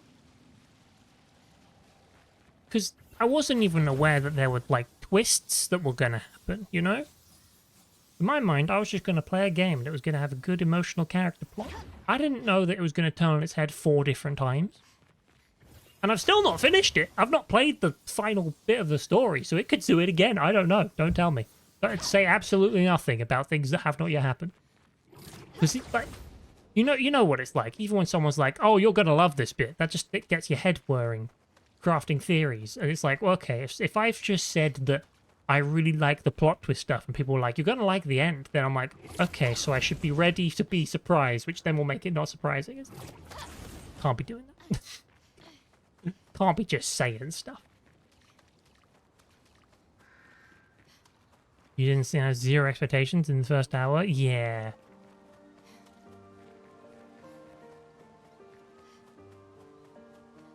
I think to some extent I had a disadvantage in that because I was streaming. In that, like, there's a difference in knowing you're being watched playing something and not. You feel all the same stuff, it's just less external. Right? Some people are like, oh, that made me cry when I played that in the game. I'm like, if I was streaming it, probably not. If I'm playing it on my own, maybe.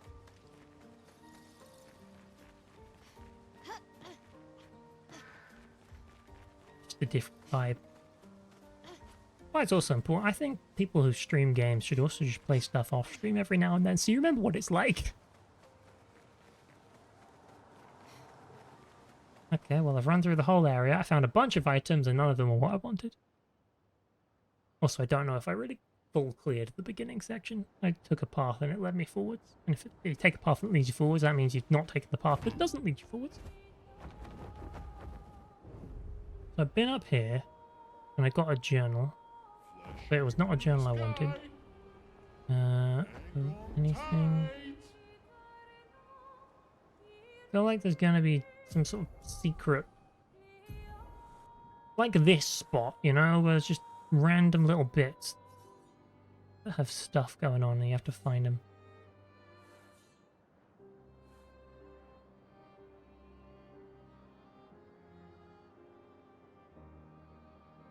I'm thinking about this now, the Endless Tower and the secret bosses, and I think the reason I don't want to do them, I think it's a good reason, to be honest. It's just I don't want to learn their moveset, you know? In order to really succeed, you have to be able to dodge some of their stuff. And I just don't want to put the time in to do it. Which is, you know, if you don't want to do that, don't try. If I was really interested in improving myself, sure, but there's no doubt I could do the damage. It's just a case of getting those attack patterns, learning it, sticking it in your brain, saving it, and implementing it as you go. Hang on tight. And having just done Simon, I'm like, I'm good. I did the secret boss, you know? I could probably get away with doing some shield business, though. Because it won't steal my shields like Simon does.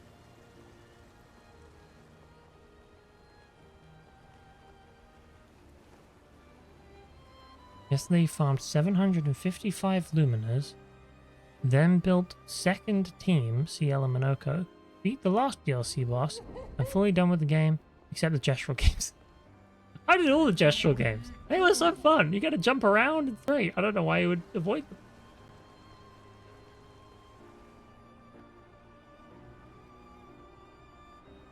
Surely there's like a little gestural guy somewhere out here.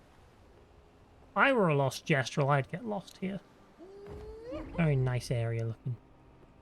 Flashing through the sky. Nice looking area. Not nice area looking. That's not a thing. Grade. No. I'm going in here. I'm pretty sure there's nothing more here for me, but still.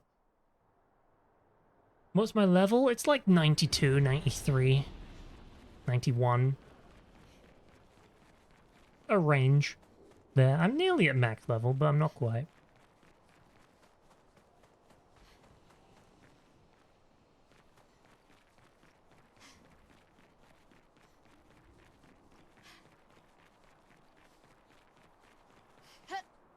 Oh, I fought something here, didn't I?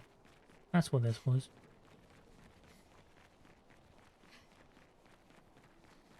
Probably nothing here anymore.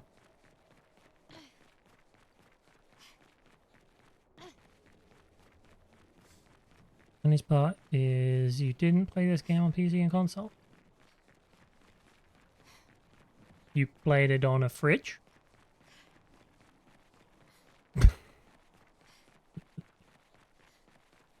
Like, you know, they got Skyrim on that one fridge. Must have played on fridge.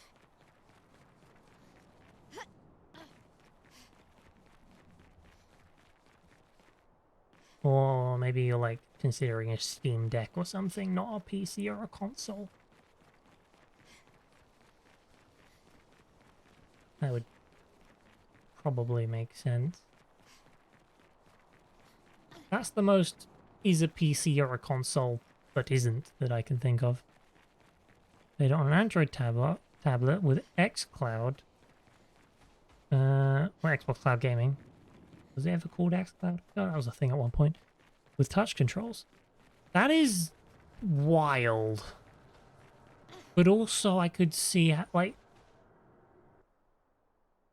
If you had lag, that'd be a nightmare. If you had lag, how would you dodge anything? Like, the audio cues wouldn't line up. Terrible. But also, it is a turn-based game. So, moment to moment, you would be... I mean, you can tell me. I'm assuming you would be fine, like, because you... In terms of attack, well, you do have to click the button prompts. I don't know. The only games I ever played on, like, game streaming were the God of War games, like the original PS3 trilogy, because they were on PS3 and I was on a PS4, and there was, at the time, PlayStation Now, and it wasn't a great experience. It was a bit laggy at times, and if there was a bit where I had to mash a button, it sometimes just didn't work because it couldn't register my button inputs fast enough. So that was terrible. But yeah, it wasn't a terrible experience, but I've never committed to playing on cloud since. Mainly because never needed to. But I'm happy the option worked out for you, you know? If you've really got through all the secret bosses and stuff, it sounds like it worked just fine. Bill's the only person you've seen do that for this game. Must be one of the few, to be honest, just in general. I don't see many people taking that option. Here we go. I'm personally playing on a PlayStation 5 via the... Hold on, it's probably right behind me. I got a box with a disc in it, and I put it in my PlayStation, and it downloaded, and then we played off it. That's a very charged statement in this day and age. Hang on tight. It's cheaper than buying it digitally. That's why. Also, I like buying the boxes. It's a whole experience, you know, buying a game, putting the disc in. It makes you feel more involved in the process.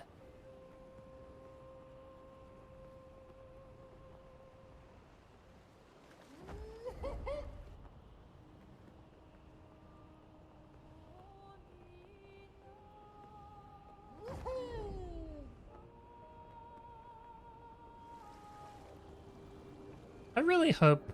No one say anything. I really hope this thing comes back to life and I get to fight it. Because, like... It's asking for it. The giant thing with a sword through its head. Like, imagine that giant blade tries to headbutt you. That's its attack. As I say, no one say anything. Because if that does happen, just don't tell me. Let me be surprised and then vindicated. I have to give so many warnings anytime I hypothesize something. Because I have been streaming before, I'm like, I wonder what this does. And then someone immediately tells me, I'm like, no, that wasn't a question for you. It was a question for the world. We're going to look around here today. I'm pretty sure I got most of everything that's in here, but... I've not been in here in a while. Might be fun to look around.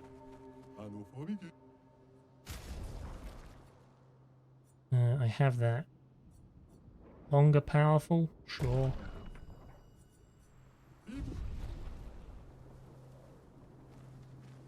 Miss days we could just pop a disc in, you were good to go. Now everything has to download. To be fair, if we did put the discs in, we would have PS3 load times. And I don't think anyone should be subjected to that in the modern day. I was a child of the PS3. And when I got Skyrim, it was the best thing ever. I did not notice that loading screens took 1.5 minutes nearly every time. Especially when your save file built and the loading screen took even longer. Didn't have a clue. Now if I tried to do that, I would go insane.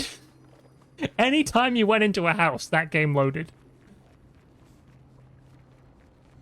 So then putting it on the SSD is probably the right call, but... There has to be a way to do that without just saying, we don't need the physical thing at all. Like, honestly, PlayStation 6, here's the strat, okay? You do a massive... Ooh, hang on. This looks interesting. I don't think I've been over there. What was I saying? Oh, yeah. PlayStation 6. Funny, great strat. Here's what we do. Everyone's like, oh no, they're not going to do discs for it. And then they go psych and they put like proper, like old school cartridge system. And it's it's like the Switch, but it has proper cartridges. And that's how it works. Because it plays off of the cartridge and great load times. And it's like, oh, we don't need discs. We're not making them anymore because we're doing something else. They're not going to do that. They're going to try and sell you it digitally and it's going to be terrible. But, cool idea, isn't it? We could dream. This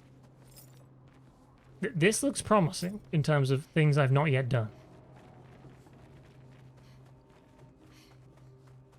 Can I run up here? I can, but... Oh, no, there is a thing. Oh, lovely.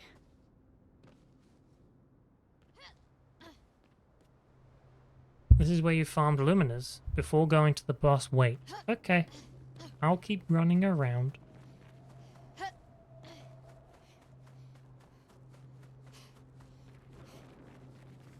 Let me tell you something. Okay. Just a warning, everybody. Ad break in about 30 seconds.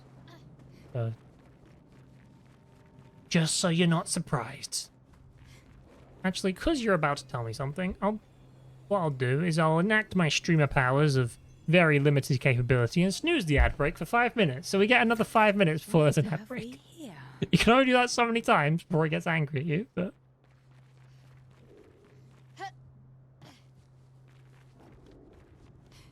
Bill's about to bestow me with Illumina farm tech for this boss. I don't need to farm things.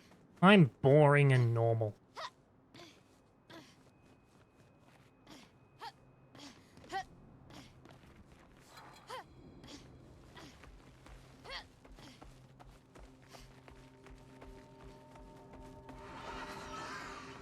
I think it should be moving faster for how quick its legs are going, and it's like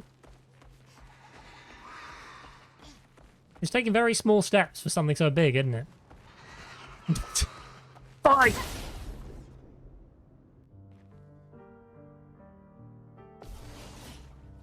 The chromatic dances. All right, first things first. Guards, everybody. Shields up.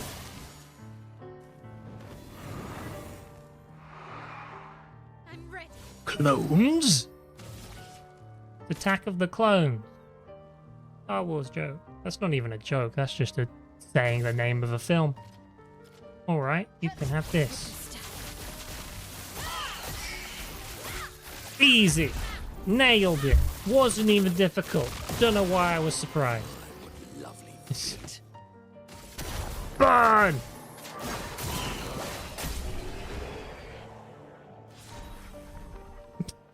Revive Paradox. Play immediately when revived. That's pretty cool. Would have been useful a while ago. And the Danciso. The Danciso. What's the Danciso?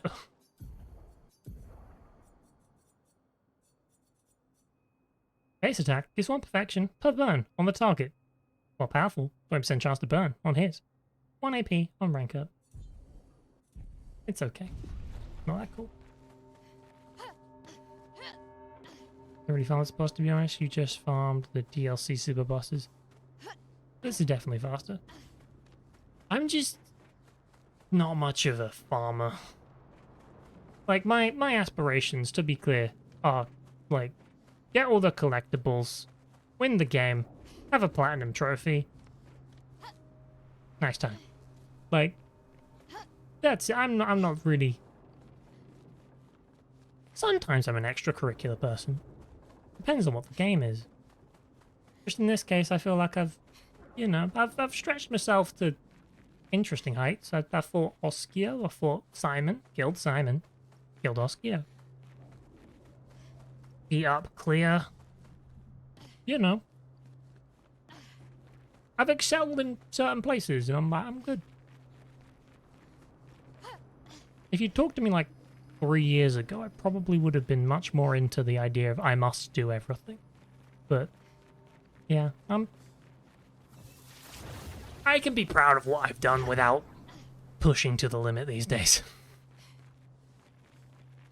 That said, if there is a trophy for it, I will usually try and get it because...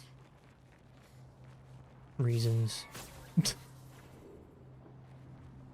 This is a way it says I haven't gone.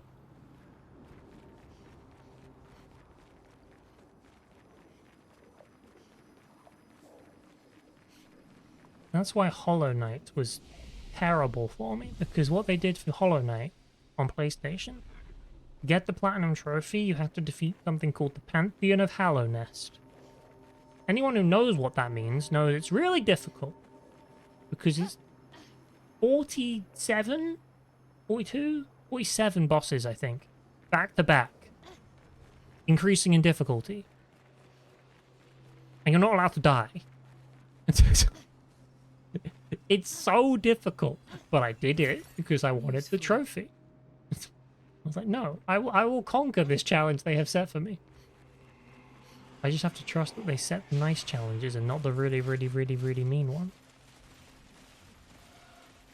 Ooh! Weapon. Wow, wow, wow. Wow, wow, wow. You've done your first run through the game. You farmed Oskio until you had, I have to kill these things now. 800 Lumina points on everyone. In your second run, playing Expert, from the start, you found just having 480 Lumina points on 2 members was enough for you to body all the TLC bosses. I guess that is true. I didn't think about that. If you just get a bunch of Lumina points, you can just stack abilities to no end and squash everything.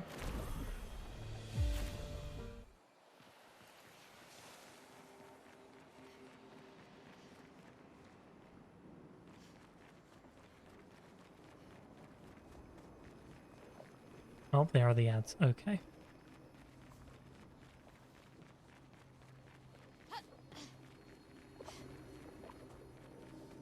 This is backwards. I don't need to go this way. It bothers me how I keep finding items that are new and just not the very simple things I want to find.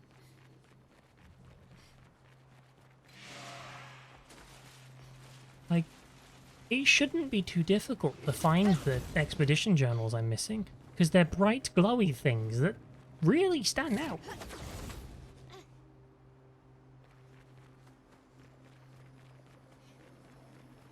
But I'm missing 2 in the entire game. Well, 2 marked ones.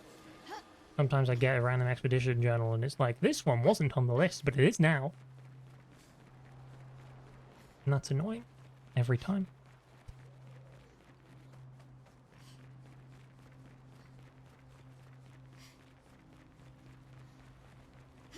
I go up here. Is this where I came from? No, but it's also got nothing up here anymore, so... Must have found it. Prior. Okay, well there's the giant thing with a sword in its head. If I can somehow get over to that, maybe I can find, like, a cool item in the impact crater. Man, it's gone silent. Okay, but what's this way?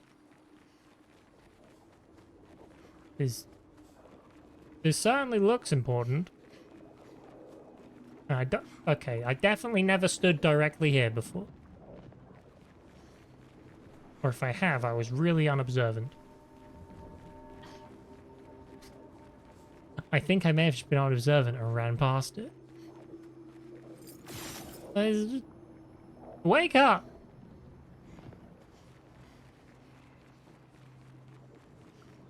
I mean, if you're spending the whole game like this, you're probably not going to see the giant.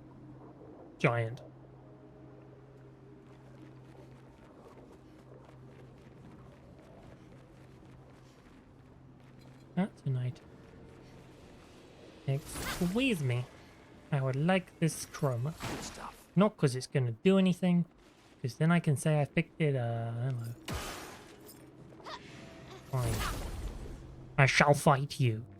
Pointless thing.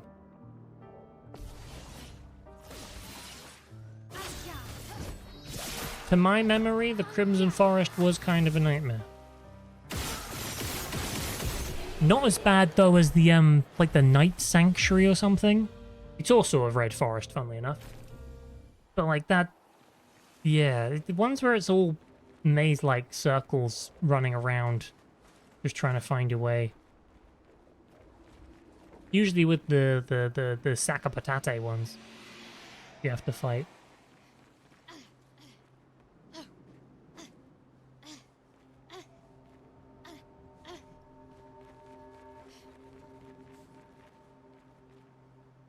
I can't believe that you can walk right up to that thing and nothing happens.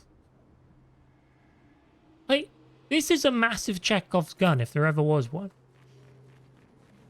And I get that I killed Simon. Hang on. Why haven't I fought you? I fight everything. I get that I fight Simon, and it's like, Simon must have killed the giant Axon. I'm like, aha, I understand. But why not fight the giant Axon, you know?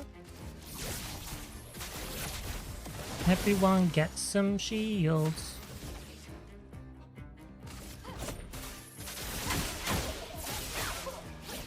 Oh, you are not going to survive very long. Time to bleed. I keep forgetting, everything in this zone is like level half the base game. This is the halfway point, really. It's basically nothing. I got a braid. Great. I'm probably not going to use that either, but I have it now.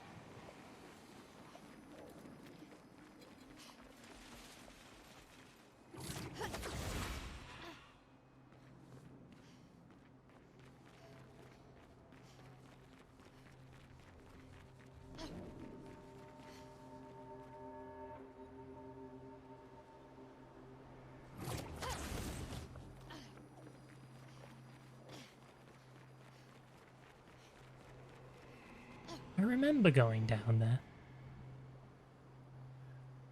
I don't need to do that. Okay. That's interesting. I recall entering this area from over there before. So entering it and coming in from this side is different. Which means I definitely took a different path. So maybe I did never walk up to that giant thing before, but even though I did, I never got anything out of it.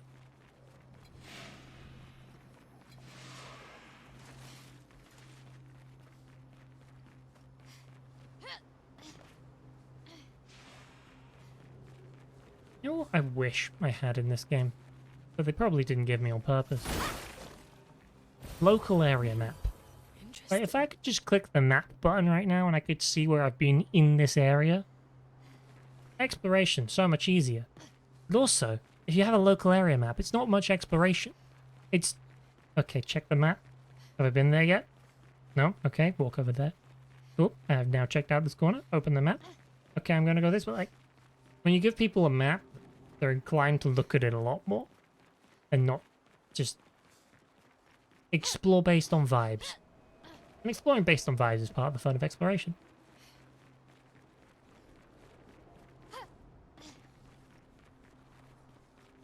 It's like, I didn't stream it, but, like, a couple months ago, maybe, I played Dragon Age the Veilguard just by myself. And that game, it has a mini-map. And I found that I was just spending the entire game staring, I say the entire game. I spent the opening hours staring at the mini-map and, like, just sort of like running to the edges to map it all out. And then I went in the settings, turned off the mini-map, and all of a sudden I had a much better time. Because I had to look at the area. I was like, oh wow, this area looks really nice. So yeah, sometimes player convenience, bit of a detriment. How'd Simon go? I explained this to Bill, and it's a great story. So, imagine this. It's about... I'm going to go about 35... No, it would be 30 minutes into the stream, because it took me 15 minutes, the attempt, because it told me at the end. And it was 45 minutes into the stream. It's about 30 minutes into the stream. I had, like, let's say 2 whole attempts. And, funnily enough, the first attempt was pretty good, because what happened was... I began the fight, and basically I got through the first health bar, and then my team got wiped, like, immediately. So I was on B team for the entire second phase.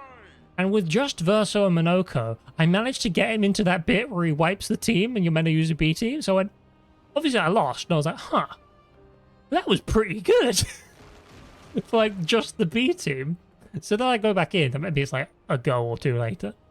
And well, I'm feeling pretty confident, so I'm just running the business, you know?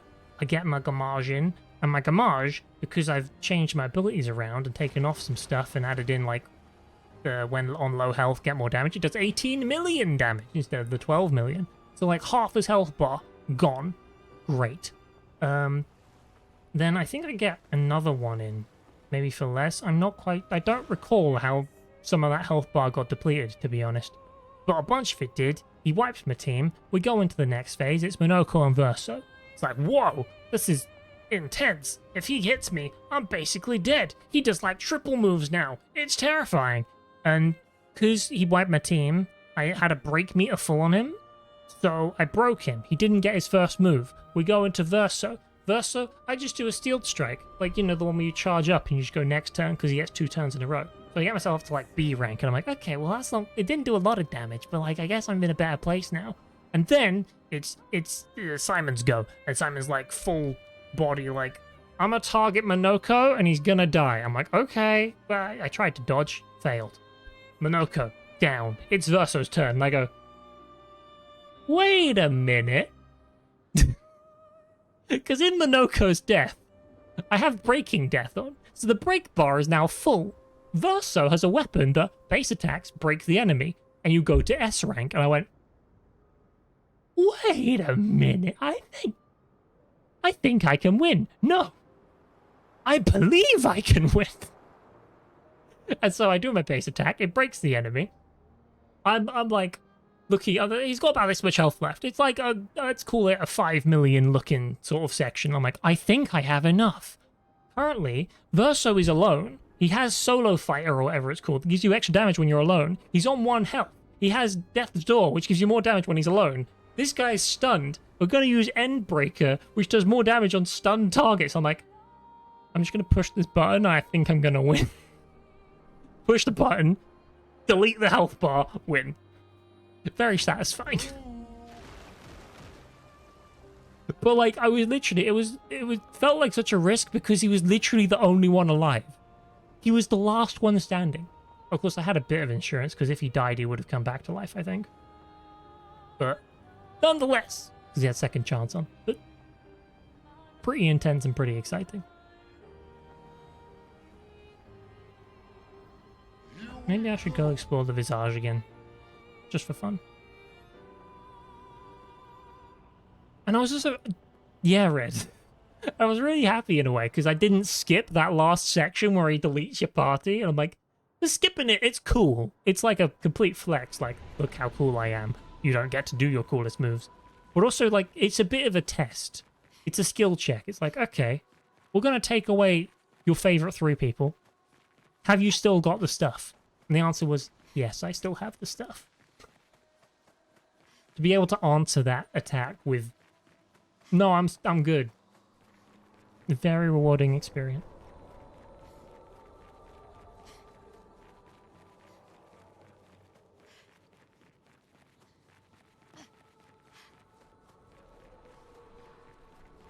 I don't think I'm going to find any extra journals and stuff in here, but one of those things, if I don't look through it, I'll wonder if. And then I'll eventually come back and I'll find something and be like, I should have looked through it. Here we are.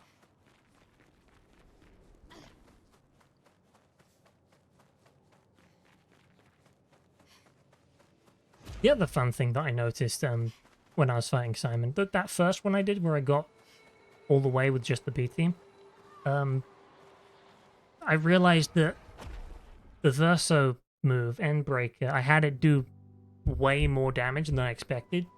Because it was doing a consistent about 5 million or so. Like 4.8 maybe. But then that one time I did it, and it did like 12 million, and I went, that was more than I expected. And then of course he deletes my party and I lose for that run. But just getting that more damage, it was like, hold on. He's beginning to believe. I forgot how creepy this place is, actually. Maybe I don't want to be here.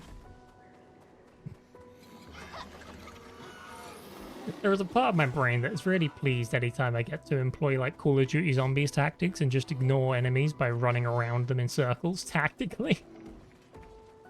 Like, they can chase me all they want. They will not get in a fight with me. I'm too good. I don't think there's any extra stuff in here. I'm pretty sure I exhausted it all when I got it first time, but... Oh yeah, that was there was a journal, and it was the guy who put up all of the handholds. I remember that one specifically. That was a nice one.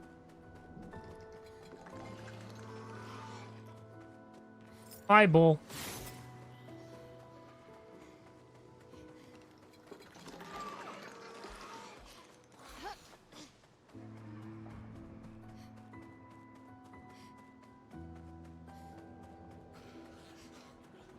are you standing like that so stoically? I don't think you're a special enemy, but I'll fight you anyway.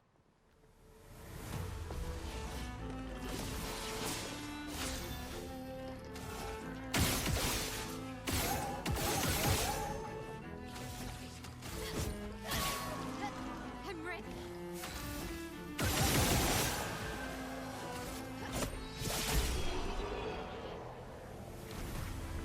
You're sure that expedition is removed from canvas? Surprise.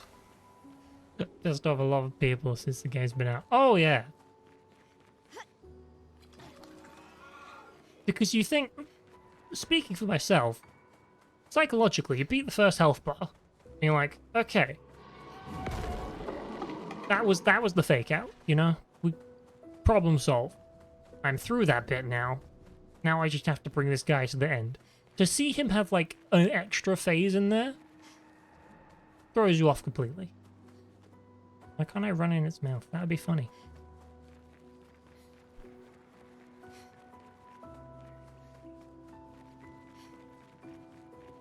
I'm just lucky that when I first came across Expedition is removed from the canvas, I had a B team. Because if I didn't have a B team, I can imagine being very confused. Maybe not. Maybe I'd be clever enough to figure it out, but when you have a B team and they instantly go in and replace it, your brain goes, oh, okay, I need to do that first bit with my first team and then rely on the B team for the second bit.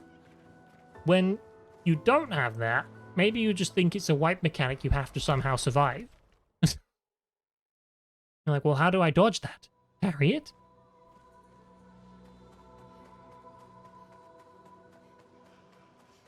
That was one of the things that threw me off with Simon initially, when I first did it, and he gets the extra sword. Maybe you can parry them both, but parrying them both never seemed to work for me, and I was like, how am I meant to dodge the second hit? And I could never get it to work. Until I just started only dodging, and then it was like, oh no, you can, you just have to hit the dodge button.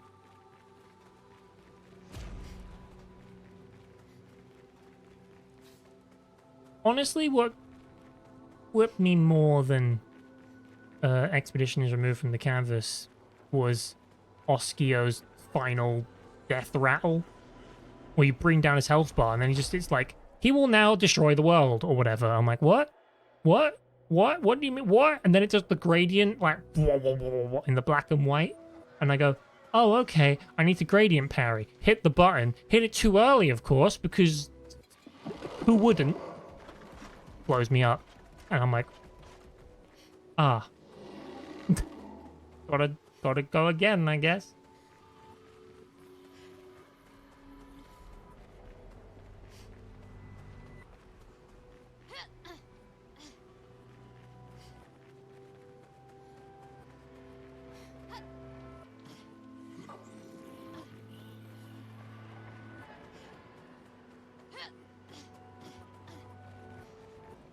I think I said this last time I did this, but it is nice to just sort of go back through the areas and remember where you've been.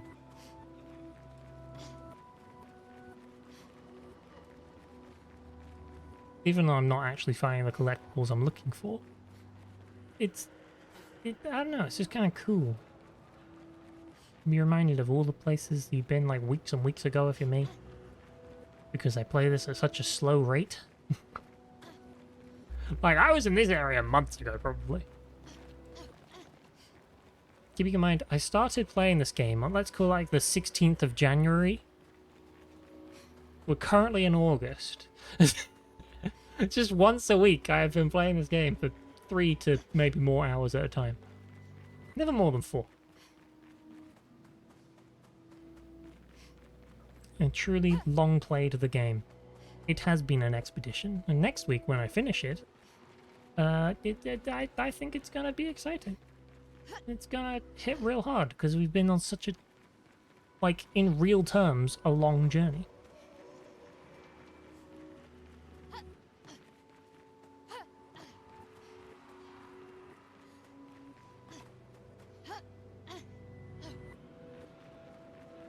Bringing attack wiping everyone regardless if she ever reserves is so evil.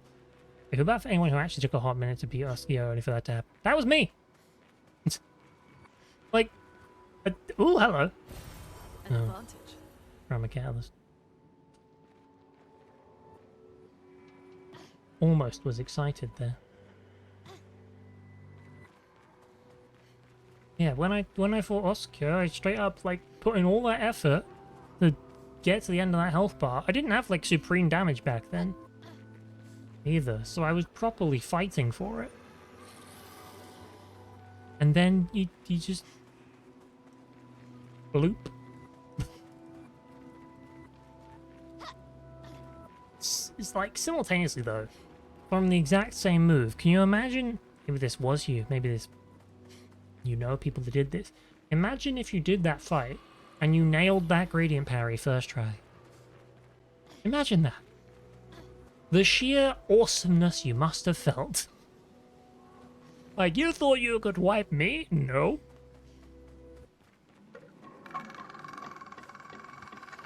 Whereas my one was sheer defeat, being like, oh dear, I'll come back next week. I did come back next week, and I did beat him very quickly that next week. I only died to that move one time. The next time I came across it, parried it flawlessly.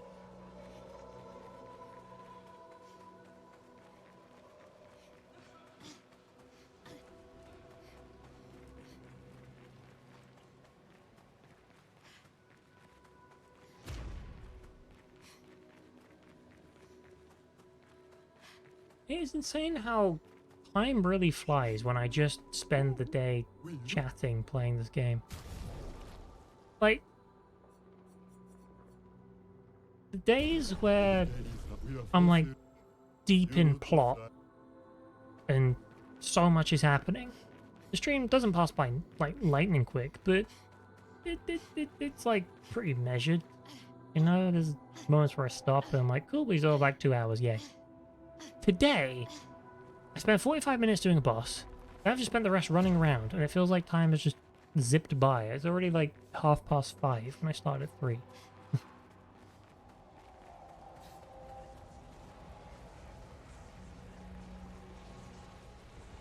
I think that speaks to the power of just talking to people is fun, isn't it? You don't necessarily need a game to grab your attention. If the people do. I've seen a few people nail it on their first attempt. Meanwhile, I'm gonna get in a fight. Okay. It took you 3 attempts till you finally got it down. There you go. Why was I having any trouble with it? You're having trouble because you hadn't done it before. And then when you had done it before, you'd... I don't know. I think it makes sense.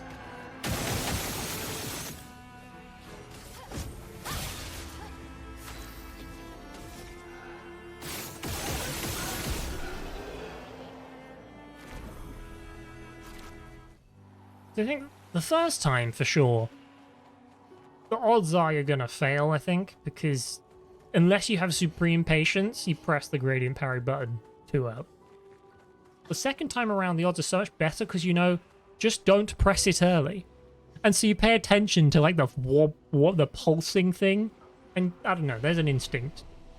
It's like that time where I was fighting the phase 2 of the sword master guy that's in the tower that I gave up on and didn't want to fight because he's a secret boss that was really difficult. And I just happened to perfectly dodge, well, not perfectly dodge, I happened to dodge every move in one of his new moves. Just because you sort of get a feel for it. You're like, okay, I think he's going to attack now, and you push the button, and he happened to attack that time. Yeah, that second go around, I think it's not out of the question to get it. But also, if you're really nervous, you're gonna probably mess it up. Why is this here?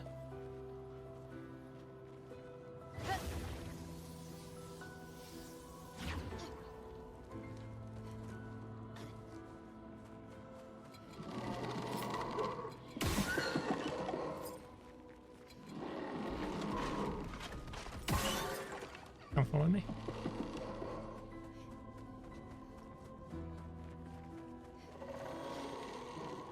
Okay, that's where the air quotes boss was. What's up this hill? Probably stuff I've already gotten. Yep. what's in this cave. Probably stuff I've already gotten. Oh, door. I think I've been through that door.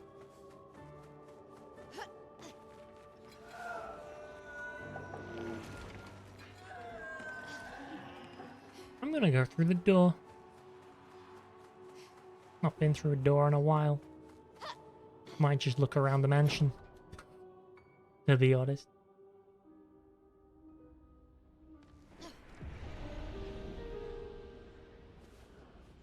The manor.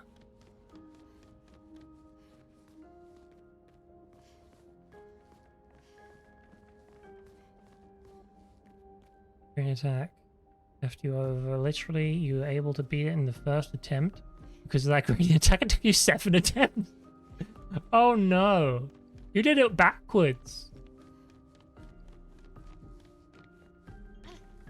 Normally the process is take a bunch of goes to get the health bar down and then like 2. I say 2. Mine was 2. Red's was apparently 3. But you were like, no, do the health bar. That's easy. Gradient attack, that's hard.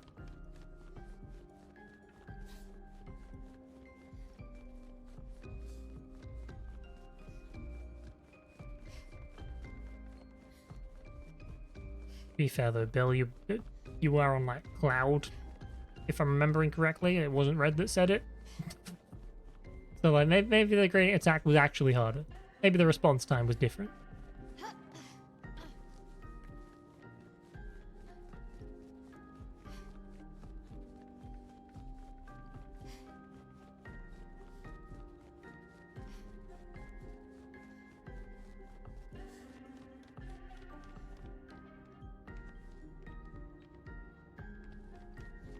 Doo-doo.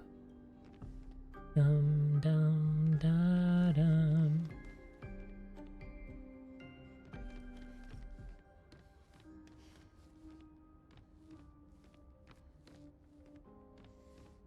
Interesting. They just have models of all the stuff in here.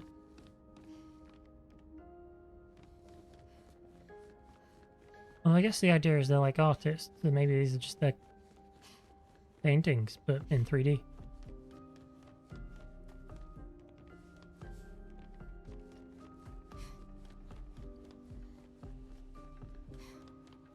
Why is that outside the window? That I don't understand.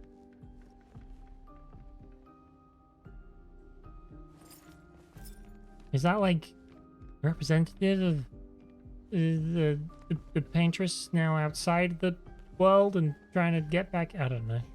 Metaphors. Well, that's a whole different game, Metaphor. Well, I've not played, but probably would like.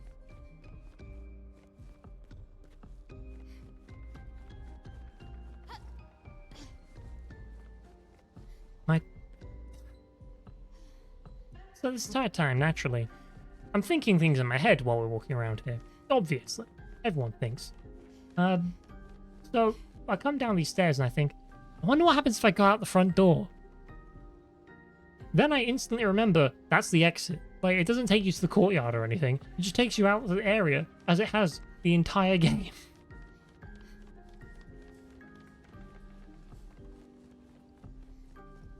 I was like, where I was thinking was like, you know, this is the whole area of opening doors, right? So I was like, well, what happens if you open the front door? But obviously neglecting the elephant in the room there.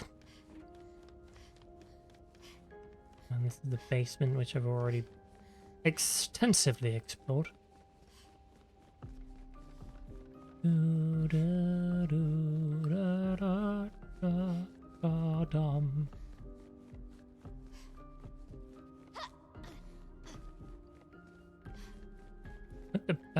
Was there a button there? Hold up!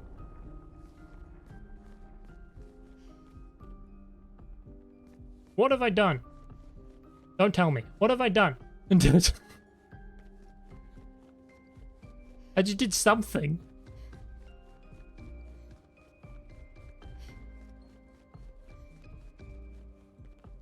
This was already open, but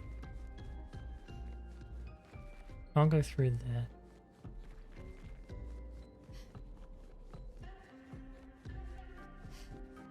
This is why you randomly run around places. What is it? It's like a... It was a heart shape. Now it's a weird hat.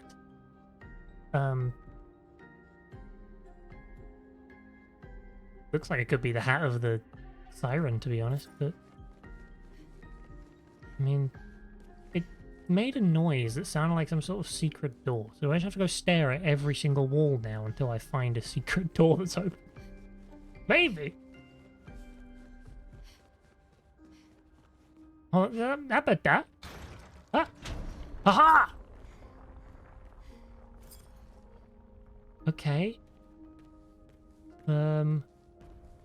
Well, I'm getting somewhere here. There's a secret little tunnel that I've now opened, but the vent is closed.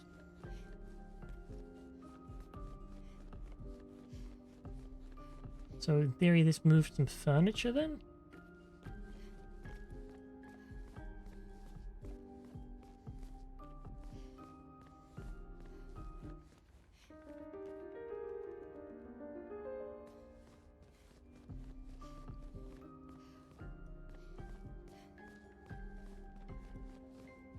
Staring intently at walls. The floor? No, that's a little twinkle, not a button. I can crouch. I just don't have a door open. How strange. What's especially strange is I don't know what the other one did.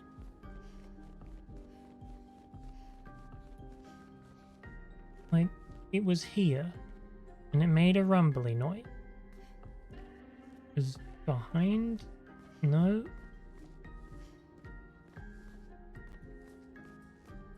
Okay, I'm gonna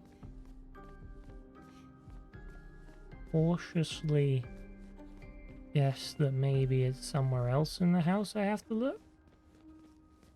So I'm gonna go out of this room and go, like, upstairs.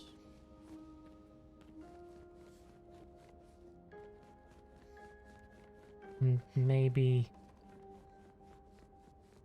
somewhere above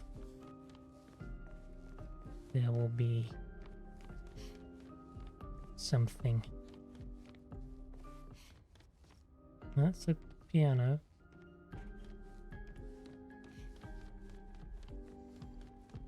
Honestly, I've probably just missed something very obvious. Normally when you hit a button, they'll sort of give you a sign close to you in just video games in general, so you know what you're looking for, but...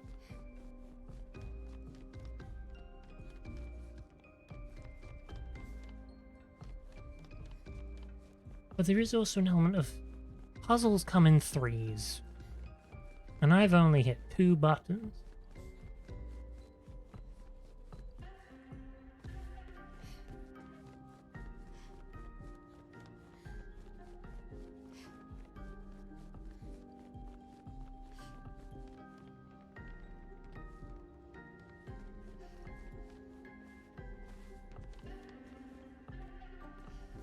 Very grand bathroom there. Got a fountain in it. It's also strangely the brightest room in the entire manor.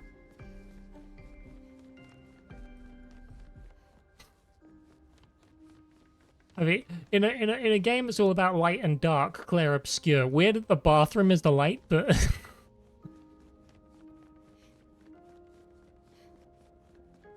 oh dear.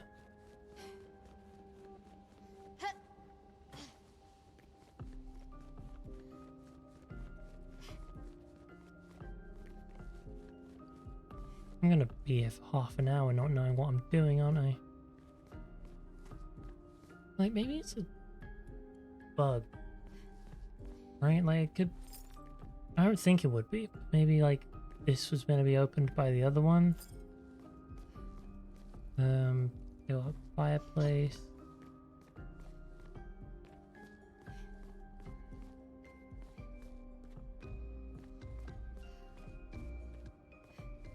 This doesn't appear to be anything. Ah! Puzzles come in threes. Still not open.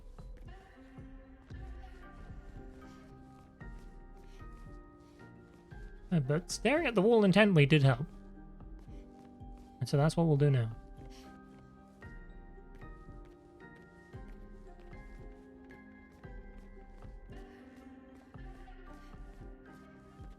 Okay, so I've seen straight on the wall, a scene on a pillar,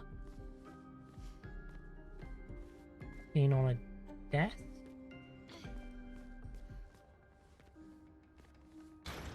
Gotcha. Surely. Yeah, there we go. Secret room. Music disc? Nice. I got him. Yes, that's what I was looking for.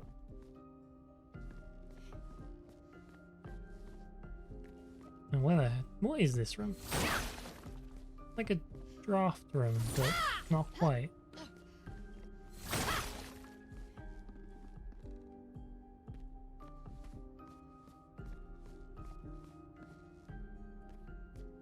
What is that?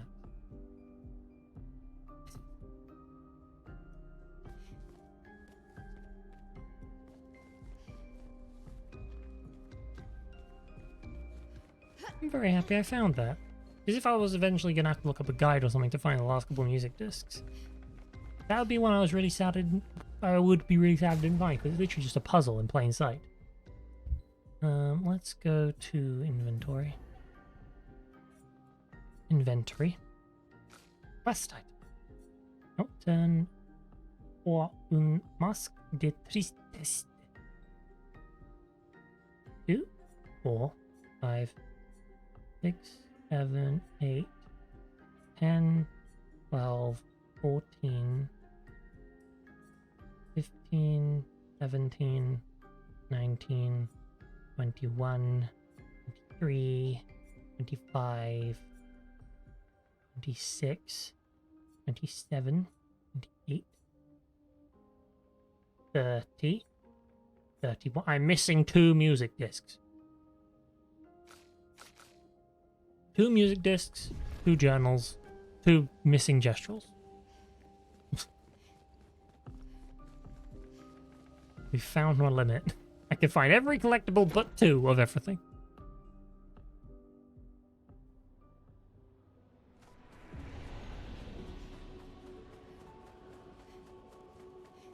Time check. I got around 20 minutes. And I'm looking to stop on time today because it's very warm in this room, and if I go much longer than that, I will start getting dehydrated and be upset.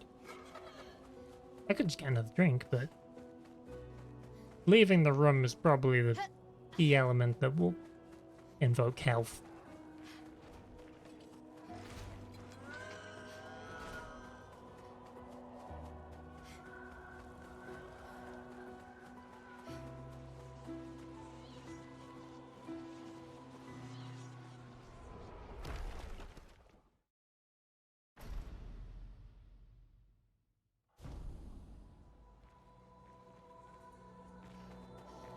Hold on.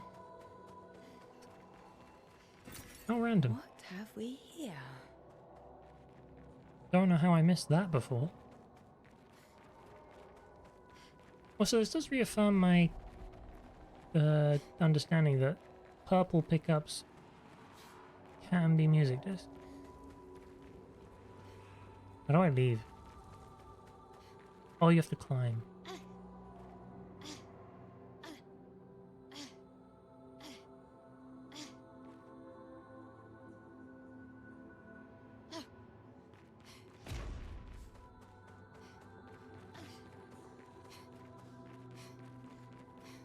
Now we run through once more.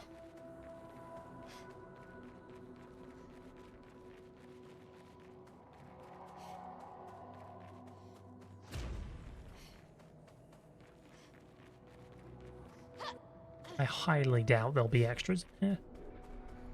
This is literally the lead up to a boss fight. You're not going to say anything.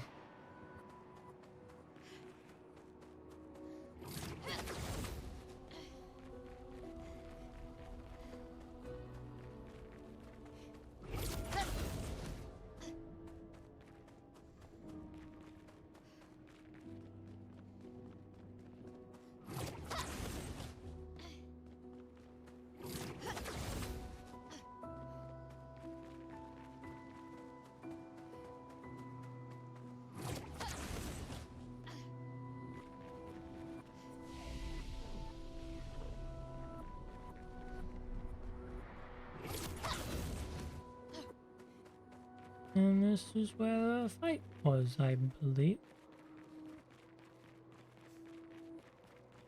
The fight against myself.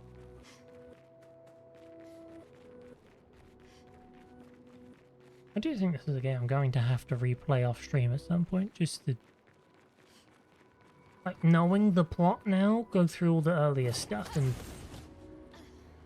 see, like, if I get a clearer interpretation of some of it. Return to the continent. Technically, I didn't find anything in this area, but finding that door and being curious about the door led me to find a different thing, so winning.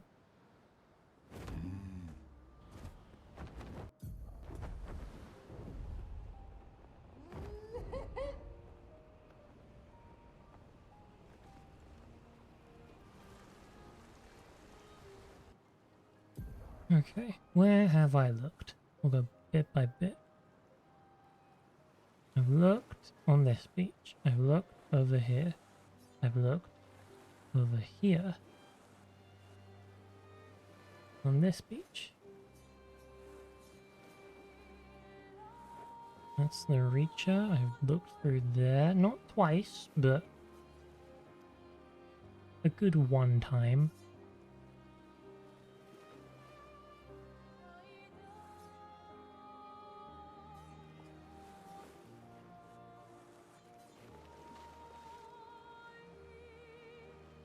I just need to, like, unfocus my eyes and look for bits of land that are out of place.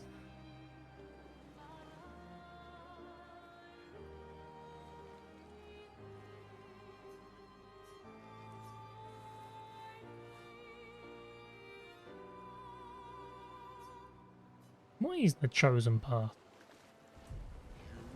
Oh no, I remember the chosen path. That was there was like a little gauntlet of big enemies, you have to kill them. What was this? The Sunless Cliff. This was a place where you fought the giant mime, right? Through the sky.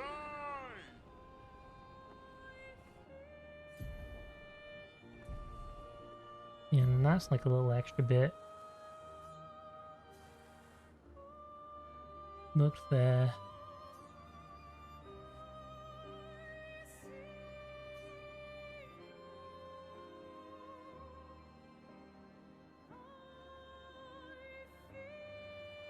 Really trying to up my perception game here.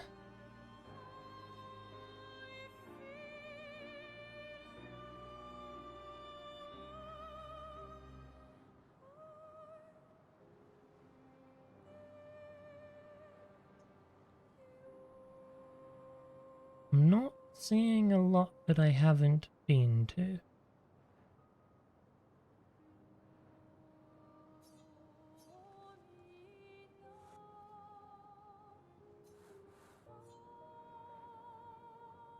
I'll go to the frozen area, because the frozen area throws me for a loop every time. That was the place I fought that guy.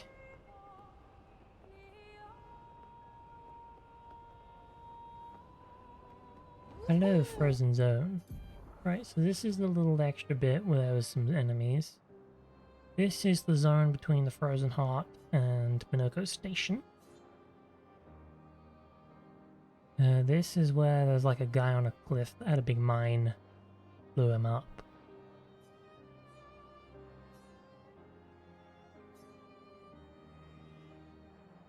A boat graveyard could be an option.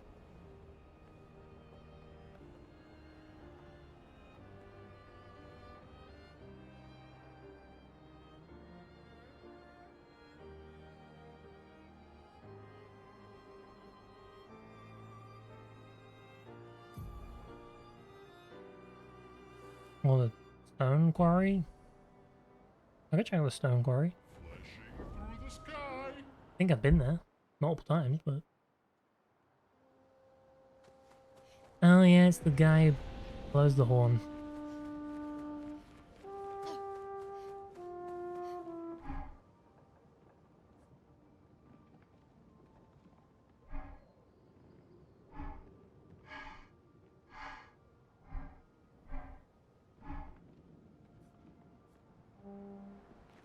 Enjoy your playing your trombone, random guy.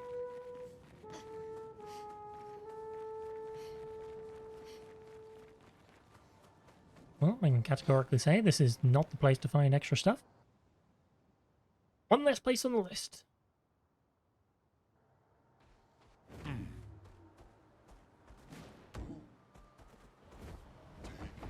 the sky, Taking to the sky. flashing through the sky. Boat. Graveyard. A place that is empty.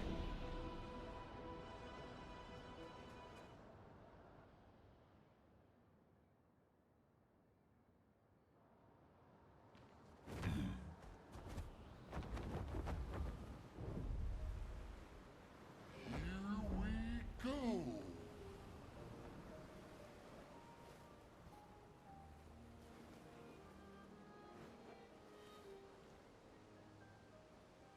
Pretty sure I found a lost dude here. That was one of those little extra places that could have had stuff.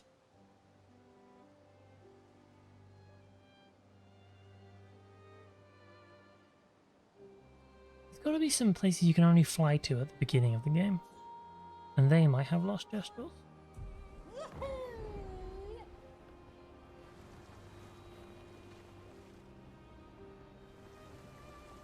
If they didn't want you to find them all at once,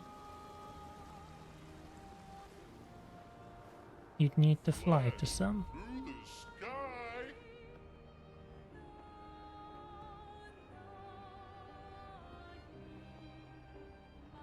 Ooh, this is a flat bit of land with no real meaning for being here.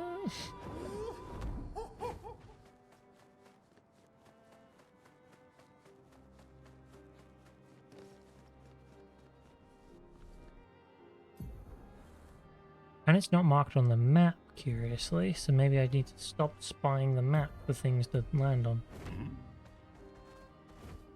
Son, here I come. Here we go. Use my eyes.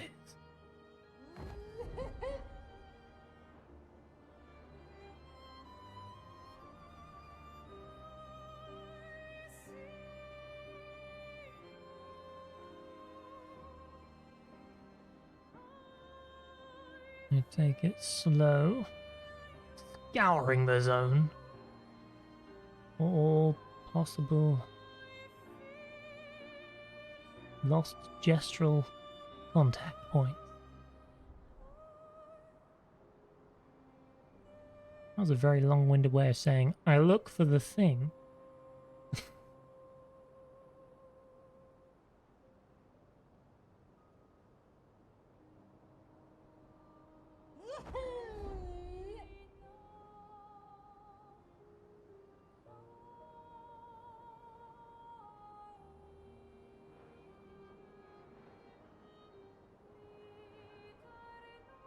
Flashing through the sky.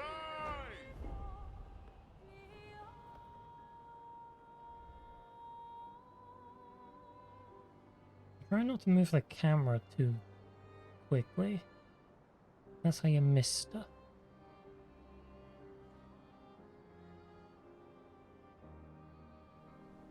That's where the tank goes. I think I beat that already.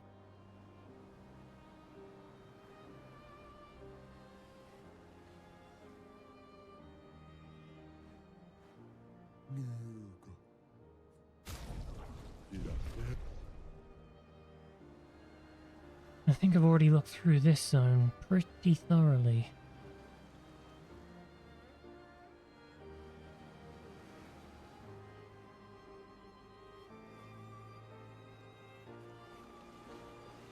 Here we go.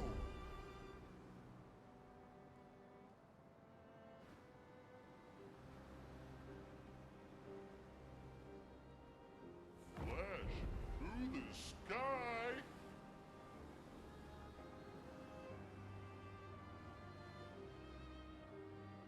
I don't see anything.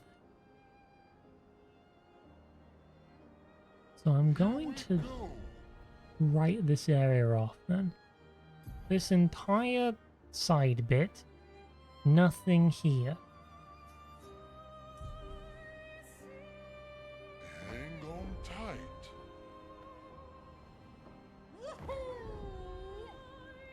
No, eyes peeled on the place where there's meant to be no land. Because that's where you hide the things you don't want anyone to find. Flash through the sky.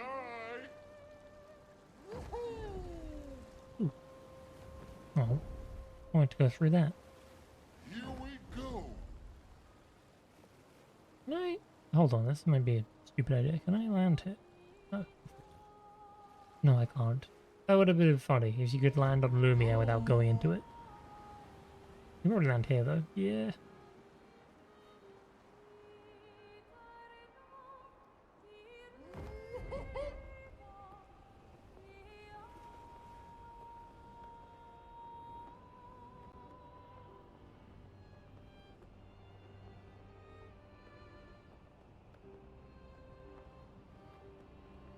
Okay. That's done. I'll check this border.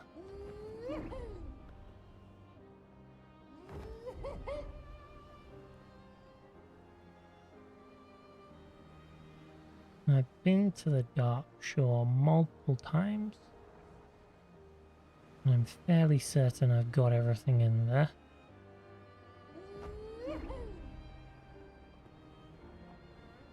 That's an invisible wall, so that means not that way. Flash through the sky. Then we got this bit, can't land. This bit can land, but I've killed these guys before and I don't see any lost gestural like figures. Which that means I've sort of cleared this entire third of things, which, you know, pretty good. I don't know how many times I've cleared this beach, but once more won't hurt. I think I actually found one here before. Well, the other thing I suppose is they might not even be hidden that well, because they might be like ones I'm supposed to find early that I've just missed. Flashing through the sky. Flashing through the sky. What's this? Ancient Gestural City. That's a side thing. Been there before.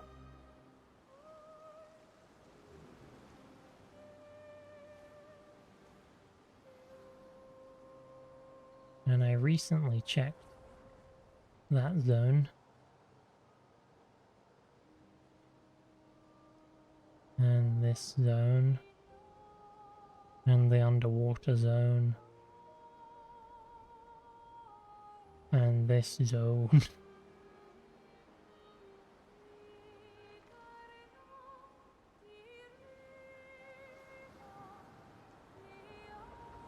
I think I checked the Twilight Quarry too.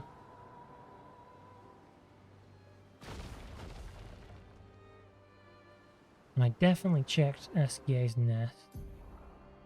Okay. That's getting me further up the map.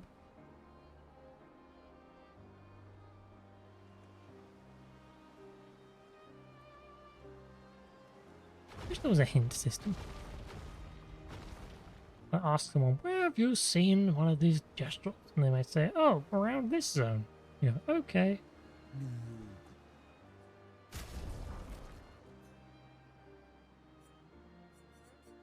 I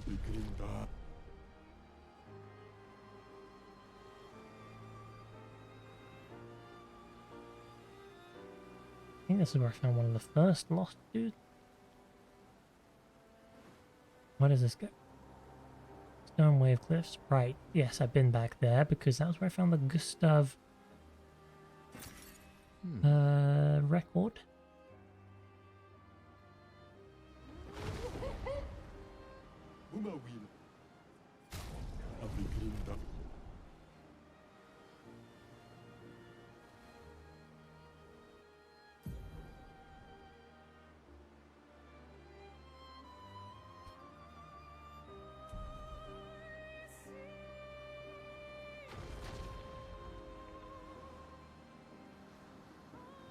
An interesting little tally there.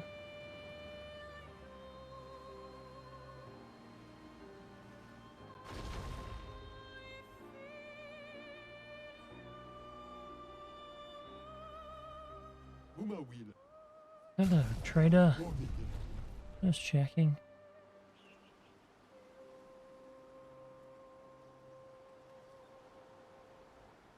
Where's this go? The Redwoods. Have I been to the Redwoods? I must have been. Got the name on it.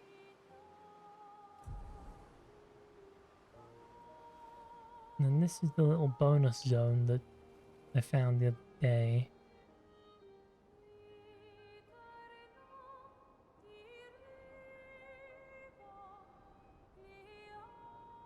I'll go in the Redwoods, why not?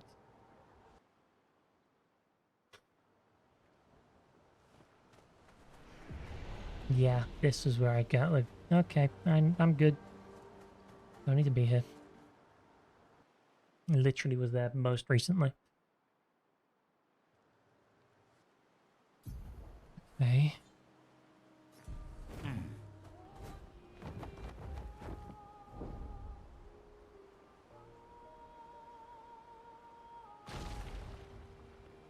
Ooh, hello. Land. Break! Nice. Illumina point.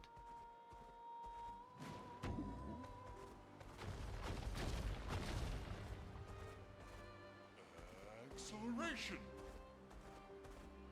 Okay. And Yellow Harvest would lead through to the Lost Woods. I believe the Lost Woods was a record location.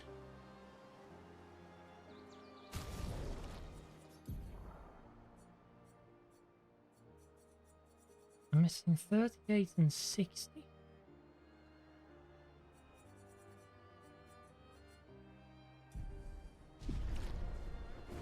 To the sky.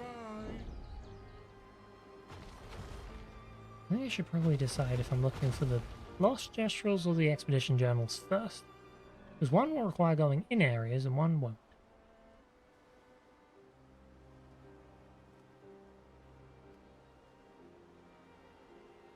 Hang on tight.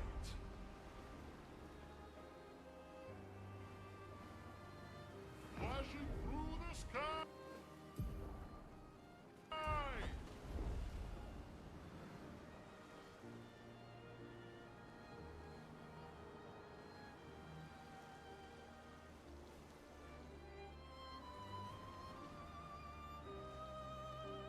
I always feel like there should be one here and there isn't.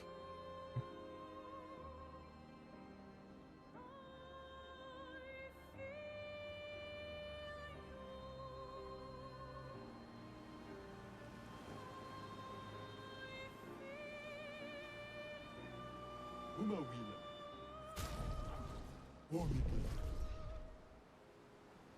Oh, Nice. it was an item. Wasn't important, but it was something.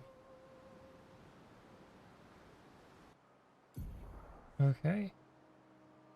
I'm sort of up to here in terms of area scouted. Go around the other side.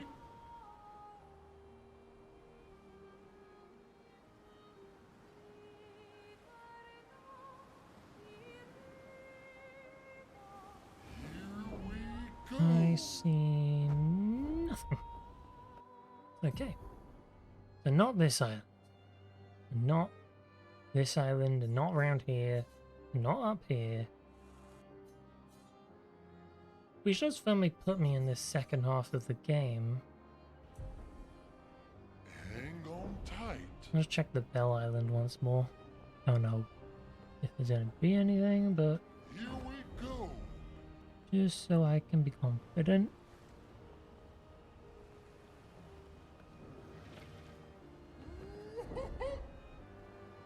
This is when I start thinking, are they all in the overworld after all? Hang on tight. I'm unsure.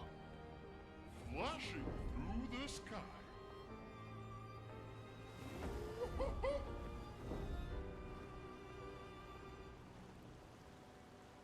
Flashing through the sky.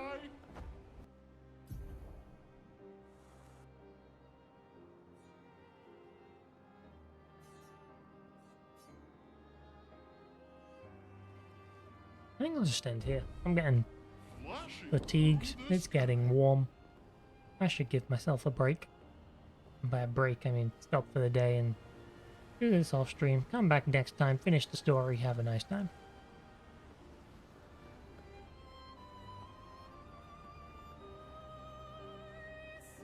Hang on tight.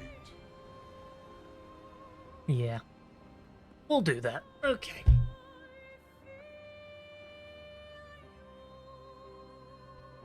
Actually, I should land and go to camp. Here we go. Land, please. There. This'll do. Camp. There. Next time, in theory, we'll be ready to go and win. Play my new music disc.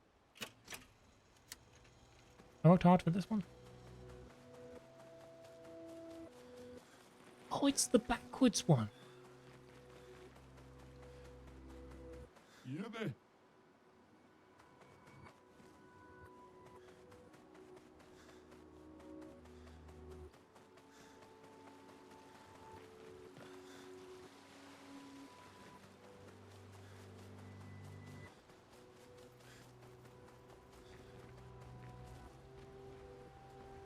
Cool. Okay, we're done for the day. I'm gonna go open a window. This has been fun. Good. Yep, I don't know what posterity actually means, but for posterity, that's what people say. There's a Discord. I'm gonna go. This has been cool. Thank you for hanging. But yeah, I'm very done now. Next time, the stuff will happen. I will win. It shall be good. I shall see you then. Bye-bye.